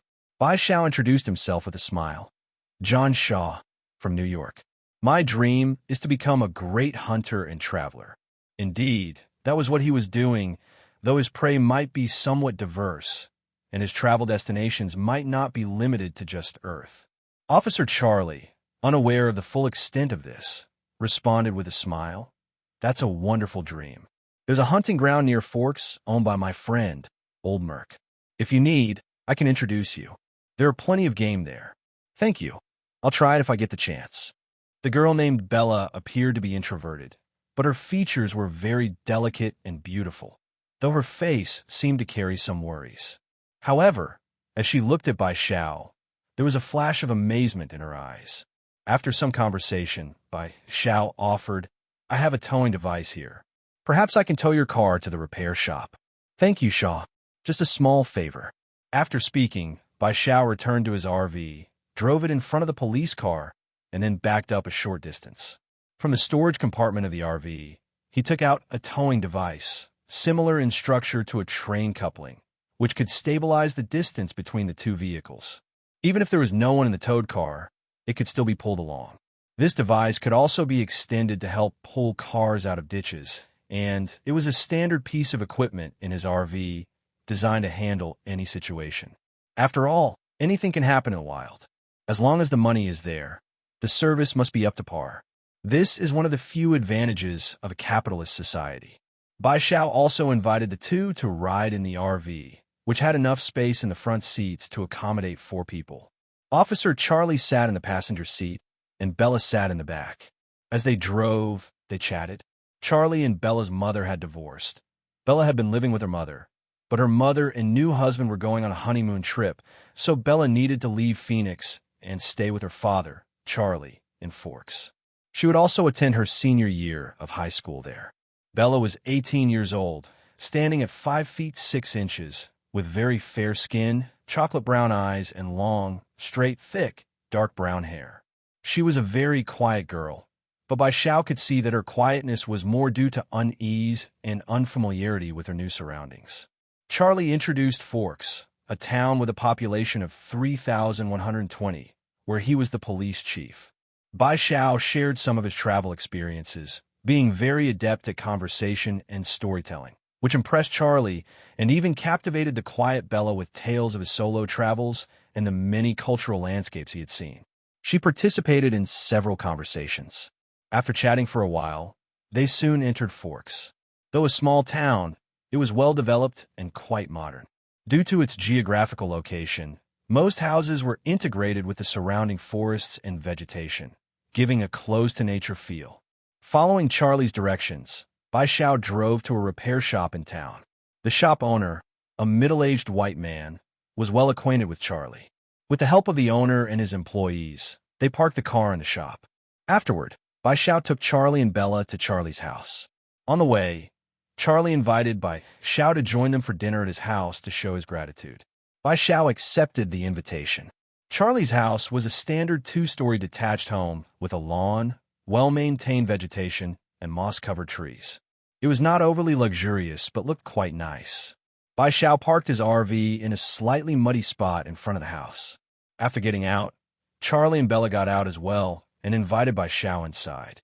However, considering that Charlie and Bella hadn't seen each other in a long time, Bai Xiao politely declined, suggesting he go into town to buy some supplies instead. Charlie was a bit surprised by Bai Xiao's understanding, but appreciated it even more. Bai Xiao retrieved a black Ducati 749's motorcycle from the back of his RV, with a sleek exterior and a powerful 4-stroke twin-cylinder engine capable of 157 horsepower, making it a dream for motorcycle enthusiasts. He rode the motorcycle into the town center. There, he found a variety of shops and supermarkets. He bought some groceries, drinks, and fruits. As he stepped out, many people were admiring the black Ducati 749s, but he paid them no mind and paused as if sensing something. He turned to look in a particular direction, his eyes flashing with a golden glow. What is this feeling? Is someone trying to foresee me with some ability? Bai Xiao's lips curved into a playful smile. This small town was more interesting than he had imagined. The presence of entirely non-human auras suggested that 2 different races lived peacefully here. There must be some hidden, interesting stories. However, Bai Xiao was not very interested in them. These 2 groups were too weak and did not offer much experience. Killing them would be a waste of his time, and since he was currently traveling, as long as they didn't provoke him, he would act as if he knew nothing. But if they sought death, he wouldn't mind reaping a few lives. With a roar, he mounted his Ducati, placed the bag securely, twisted the throttle, and with a thunderous roar, he disappeared down the street. On the balcony of a modern villa on the hilltop of a small town, a girl with deep brown short hair stood in a daze. She was wearing a white short-sleeved light jacket with a black vest underneath. Her gaze seemed to penetrate through the forest, focusing on a specific location in the town, on a specific person. A vision flashed through her mind. In a vast golden starlight, a figure stood tall in the sky, backlit by the golden light, his face indistinguishable, but his eyes emitted a cold and ruthless aura. The terrifying atmosphere was overwhelming, making her feel as though she was caught in a storm, ready to be swept away at any moment. After a long while, the vision was suddenly interrupted by a greater, mysterious force, and she woke up from the trance, her chest heaving as she panted wildly. In the living room behind her, a beautiful and mature woman with smooth golden hair cascading over her shoulders walked over. Seeing her daughter in this state, she immediately sensed something was wrong. "Alice, are you all right?" she asked with concern, placing one hand on Alice's shoulder and the other on her arm for support. "I think I saw an unbelievable scene." Alice slowly recovered, standing upright and looking bewilderedly at her mother, Esme. "What did you see?" I can't describe it. I think I saw someone, but I couldn't make out their face." "You've never experienced something like this before," Esme frowned. As a family member, she knew Alice's abilities well.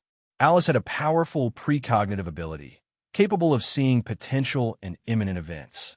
This ability was highly practical and strong, often helping the family avoid disasters. But now, Alice had clearly activated her ability again, yet couldn't fully describe it, and the vision seemed fragmented, raising Esme's concern. She gently hugged Alice to comfort her, then led her downstairs, where the family members were gathered. Some were busy in the kitchen, some were watching TV on the sofa, and others were enjoying the scenery from a window seat. Esme called out, "Alice had an unexpected vision. We need to talk." The family immediately turned their attention to Esme's words, including Carlyle, who was busy in the kitchen. He put down his utensils and joined the others around Esme and Alice. "What happened? You seem tense, Alice. Did your ability trigger again?" The family members observed Alice, speaking softly. Carlyle reached out to stop the questions, gently hugged Alice, stroked her short hair, and asked kindly, "Are you all right, Alice?" "Yeah, I sense someone coming to the town. He is terrifying, possessing the power to destroy us all. I am scared," Alice recalled the vision, trembling uncontrollably. "It's okay. We're all here with you." Carlyle comforted her gently, while the others looked worried. After a while, Alice calmed down and described what she had seen, though her description was vague and chaotic, providing no clear information. This only made everyone more uneasy. "Who is this person? Alice has never experienced this before. Can we find this person?"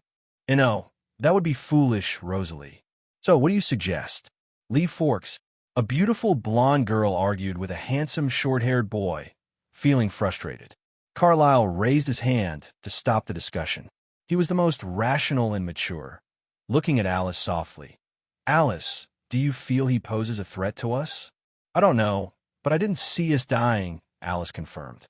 Carlyle immediately understood that a powerful figure had arrived in town, possibly just passing through, but his presence was so strong that Alice sensed it in advance. He pondered for a moment and said, "No need to panic for now. Continue with your usual activities, but be discreet." Seeing Carlyle's decision, the others did not object, though they were curious about the new arrival in Forks. Esme looked at Carlyle with some concern, but he smiled and shook his head, indicating there was no danger. "Maybe." On by Zhao's side, he returned to Charlie, who was in conversation with Bella and two other people, including a red Chevrolet 1953 pickup truck, an old man in a wheelchair wearing a red sweater and hat, and a young man with long black hair, slightly tanned skin, in a black leather jacket and jeans, were speaking. As the conversation concluded, the young man pushed the old man's wheelchair away, with Charlie and Bella watching from the roadside. Bai Xiao rode his motorcycle and stopped in front of Bella and Charlie, glancing at the departing duo. The young man turned back to look at Bai Xiao, frowning slightly, as if sensing something. Interesting, Bai Xiao smiled lightly. Bella and Charlie noticed Bai Xiao's arrival and approached him. Charlie, more interested in the groceries and beer Bai Xiao bought for the evening, asked, "Is this for tonight?" "Of course." "Ah, I'm hosting tonight, kid. Just beer and fruit." "Haha, all right, leave it to me." Charlie took the bag filled with beer and fruit and headed towards the apartment. "That looks like a nice car. Is it for you?" Bai Xiao got off his motorcycle and looked at the red Chevrolet pickup. It was a bit old and even had some spots where the paint was peeling. Bella, who was asked by Bai Xiao, smiled and said, "Yes, Charlie bought it from his friend Billy. You know, I need a vehicle for school. It might be a bit old, but the engine was replaced by Jacob." "That's a nice one." Bai Xiao complimented it, then looked at the quiet and shy Bella. "Can you help me put these things back in the RV? I need to put the motorcycle back on the rack." "Oh, of course, I'd be happy to." Bella immediately agreed, took the bag labeled from Bai Xiao's hand, and walked towards the RV. Bai Xiao took out the key and pressed a button, and the RV's door lock automatically opened. As Bella was wondering how to get in, the ladder at the door automatically extended. Bella carefully stepped on the ladder, opened the RV door, and went inside. Bai Xiao then put the motorcycle back on the rack at the rear of the RV. When he returned to the RV, he saw that Bella had already put the groceries back in the fridge and was curiously looking around. When she saw Bai Xiao come in, she immediately said somewhat embarrassedly, "I'm sorry, It's okay. I don't have anything here that a girl can't see." Bai Xiao didn't mind and even started introducing the curious girl to the RV's features. Many of the functions seemed very advanced to the girl, making her envious and full of praise. After that, she got out of the RV and returned to Charlie's apartment. By now, it was almost dark, and Charlie was preparing dinner. Bai Xiao originally wanted to help, but was directly shooed away by Charlie. Tonight was Charlie's show. Bai Xiao had no choice but to continue chatting with Bella. Bella seemed quiet by nature, but in reality, she had a curiosity about the outside world, which is common among those who grow up in an ivory tower. Especially someone like Bai Xiao, with a different skin color, yet young and handsome, already traveling the country in an RV. This was a great attraction for Bella. Moreover, Bai Xiao's way of speaking and demeanor struck a chord with the girl, making her curious about the boy in front of her.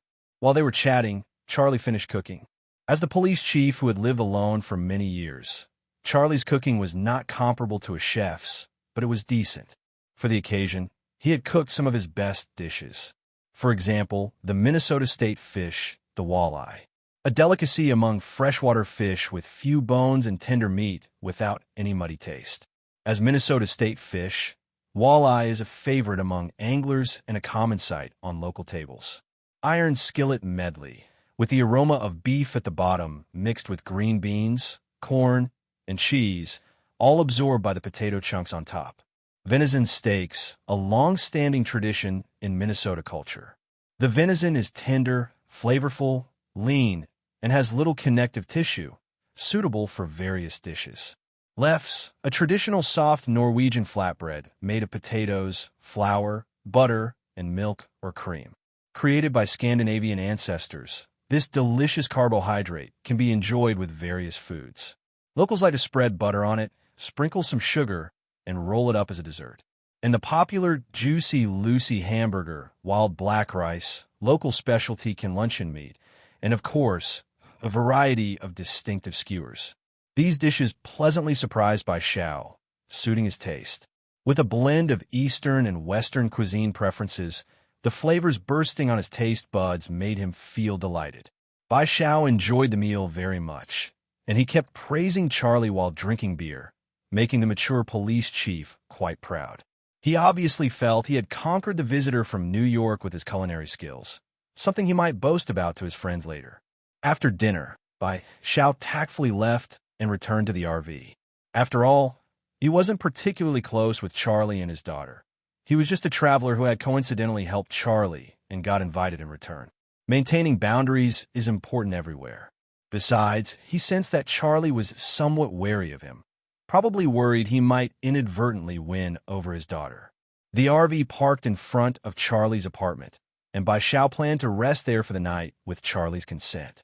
Back in the RV, he sat on the sofa by the window, looking at the laptop on the table, ready to search for nearby attractions and forks. Meanwhile, in Charlie's apartment, Bella returned to the room her father had prepared for her.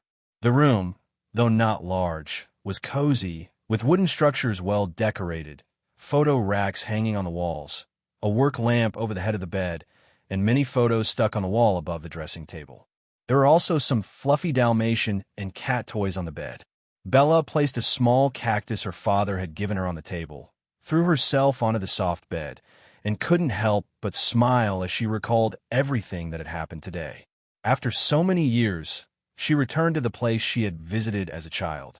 It was all unfamiliar, making her feel uneasy, with no familiar friends or surroundings. However, she didn't expect that her car would stall on the road due to applause, combined with her dislike for rainy days, making her mood not so good. But unexpectedly, she met a very handsome Asian boy, a boy brave enough to travel around in an RV. He warmly helped Charlie, brought them back to the town of Forks, and was a knowledgeable person who could discuss many things with Charlie, the police chief. The experiences he described made Bella yearn for more. She also hoped to travel around like him and see the world. The appearance of that boy greatly improved her mood, and the Chevrolet pickup truck her father bought for her was also a pleasant surprise. Perhaps the coming days will not be so bad. Bella stretched out her hands to grab the fluffy toy, lay on the bed, and buried her face in it. Thinking of something, she stood up, walked to the window, and through it saw the muscle RV parked in front of the house. Coincidentally, she also saw the boy sitting quietly on the sofa in front of the RV window under the bright light, looking in a notebook. The drizzle kept falling, making her vision somewhat blurry. She could only vaguely see the boy's profile, but for some reason, it made Bella's heart tremble involuntarily. She didn't understand why her heart seemed to beat faster. She didn't know why, but at that moment, the boy exuded a mysterious aura that made her want to explore his secrets. She thought for a moment, hesitated for a while, then went to the living room, took a tomato from the refrigerator, put it in the juicer, and made a glass of tomato juice. However, she seemed to remember something, so she first carried the glass of freshly made tomato juice and knocked on her father Charlie's door. The door opened quickly, revealing her daughter holding a glass of bright juice. Before Charlie could speak, she handed over the glass with both hands. "You seem to have had a lot to drink. Drinking some tomato juice will do you good." "Thank you." Charlie was very pleased. Even though he knew he hadn't drunk much, he still enjoyed his daughter's care. He took the glass and drank it in one go. That boy. After drinking, he thought of Bai Xiao, the boy he admired, who also seemed to have drunk quite a bit. Bella's heart skipped a beat. Keeping her composure, she said, "I only made one glass. I'll make another one to take to Bai Xiao." "Okay." Charlie's mood improved even more, knowing that he was the priority. Bella took the empty glass from Charlie and went to the kitchen. She prepared another glass and made a fresh tomato juice. Then she opened the door and went to the RV, knocking on the door. Inside the RV, Bai Xiao was watching a TV show. Hearing the knock, he walked over and opened the door, seeing Bella standing with the tomato juice. "Hey," Bella greeted first, a bit shyly holding the glass. "I noticed you seem to have had a lot to drink, so I made you some tomato juice. It can help speed up alcohol breakdown and metabolism." "Thank you, Bella." Bai Xiao took the glass and invited Bella. "Would you like to come in and sit?" "Can I?" Of course, no one would refuse a beautiful girl. Bella's heart skipped again. Maybe it was natural shyness, but she didn't feel her face flush. She stepped on the stairs, and Bai Xiao gentlemanly extended his hand. Bella was slightly startled, but casually took his hand and went up. "Are you watching Friends?" As soon as Bella entered the RV, she noticed the scene on the laptop on the table. "Yeah, it's a good show." In fact, Bai Xiao could only watch some comedies. Action, fantasy, and crime dramas no longer held much attraction for him. They all seemed like childish fights, and the special effects of this era were not impressive. As for the mystery dramas he used to like, he couldn't watch them anymore. Usually, his super-intelligent brain would figure out all the answers early on unless the plot twists were particularly abrupt and bizarre, beyond his expectations. So, comedy was the only thing that could bring some laughter. It is indeed very good. I also like Friends, Bella awkwardly said, then looked at the tall, handsome Bai Xiao in front of her. For some reason, she blurted out, "Tomorrow, if you plan to look around nearby, can you take me with you?" Bai Xiao raised his eyebrows at this, looking at Bella's somewhat clumsy appearance, and smiled. "If Charlie agrees. I won't start school for a few more days. I think he will agree. Well, I won't bother you anymore. I'll go back now. Have a good rest. Bye." Feeling more and more embarrassed by her impulsiveness, Bella hurriedly said and quickly opened the door to leave. Bai Xiao watched as Bella rushed back home, a smile flashing in his eyes. He wasn't insensitive. Although he had largely shut down his senses during his travels, he was naturally excellent at capturing emotions and could see that Bella had developed a fondness for him. Her personality, appearance, and figure were quite to his taste. If something could develop, he wouldn't mind. Shaking his head, just as he was about to close the door, he saw two familiar figures approaching. "Long time no see, Shaw." A mature, hoarse voice, a charming face, wearing a red coat and holding an umbrella with wine-red hair. It was none other than the S.H.I.E.L.D. agent Natasha he hadn't seen for a long time. Beside her was a sturdy man in a black coat, with a sharp, hawk-like gaze. "Clint Barton. He is my friend and comrade from the agency." Seeing Bai Xiao's eyes sweep over the man beside her, Natasha took the initiative to introduce him. The three stood in front of the RV, and Bai Xiao looked at Natasha. "Coincidence, or on purpose? We are here to ask for your help, Shaw. We have encountered some inexplicable events and need a professional's assistance, so—" Natasha explained. "I can see you are being targeted." Bai Xiao scanned Natasha and Barton. He could see a faint, evil black aura around them, which he was very familiar with. It came from demons. If it weren't absolutely necessary, believe me, Shaw, we wouldn't disturb your trip. I'm sorry, but that small town may need your help," Natasha said helplessly. She really didn't want to disturb Bai Xiao. She and Barton were on a mission in a nearby town and encountered some incomprehensible events. So she contacted the agency for support, but didn't expect the director to say that Bai Xiao was also nearby and could help. She took out her phone, opened it, and showed a picture to Bai Xiao. This is a semi-nude portrait of a very alluring woman. Her beauty is unparalleled, full of dangerous allure, with bright red lips, an extraordinarily sexy figure, dark and lustrous curly hair, and snow-white, smooth skin like plaster. Especially captivating are her bright gray-blue pupils, which could stir any man's impulse. This portrait appeared in the small town of Chino, 20 kilometers away. It was unearthed a month ago from the ruins of an abandoned house.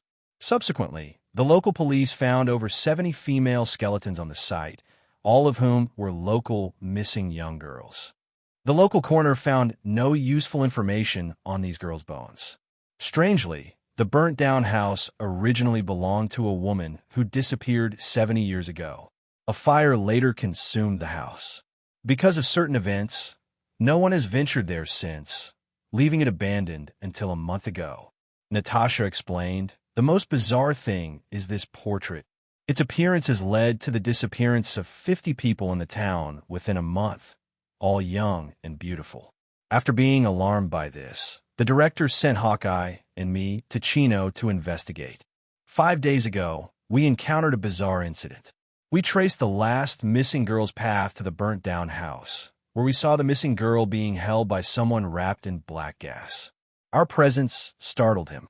He attacked us, or rather, he attacked Barton. We barely escaped using special weapons, but for the past 5 nights, he has attacked us. No matter where we escape to, he finds us. Bai Xiao looked at Natasha and Barton. Though they appeared fine, their faces showed signs of exhaustion. Barton, in particular, was tense, his eyes constantly scanning his surroundings, clearly on guard against the monster's attack. "Shaw." Natasha was about to continue when Bai Xiao's eyes flashed a sharp golden light. He suddenly turned towards Charlie's apartment, specifically Bella's room on the second floor. This abrupt action immediately drew the attention of the battle-hardened Natasha and Barton. They tensed and drew their weapons.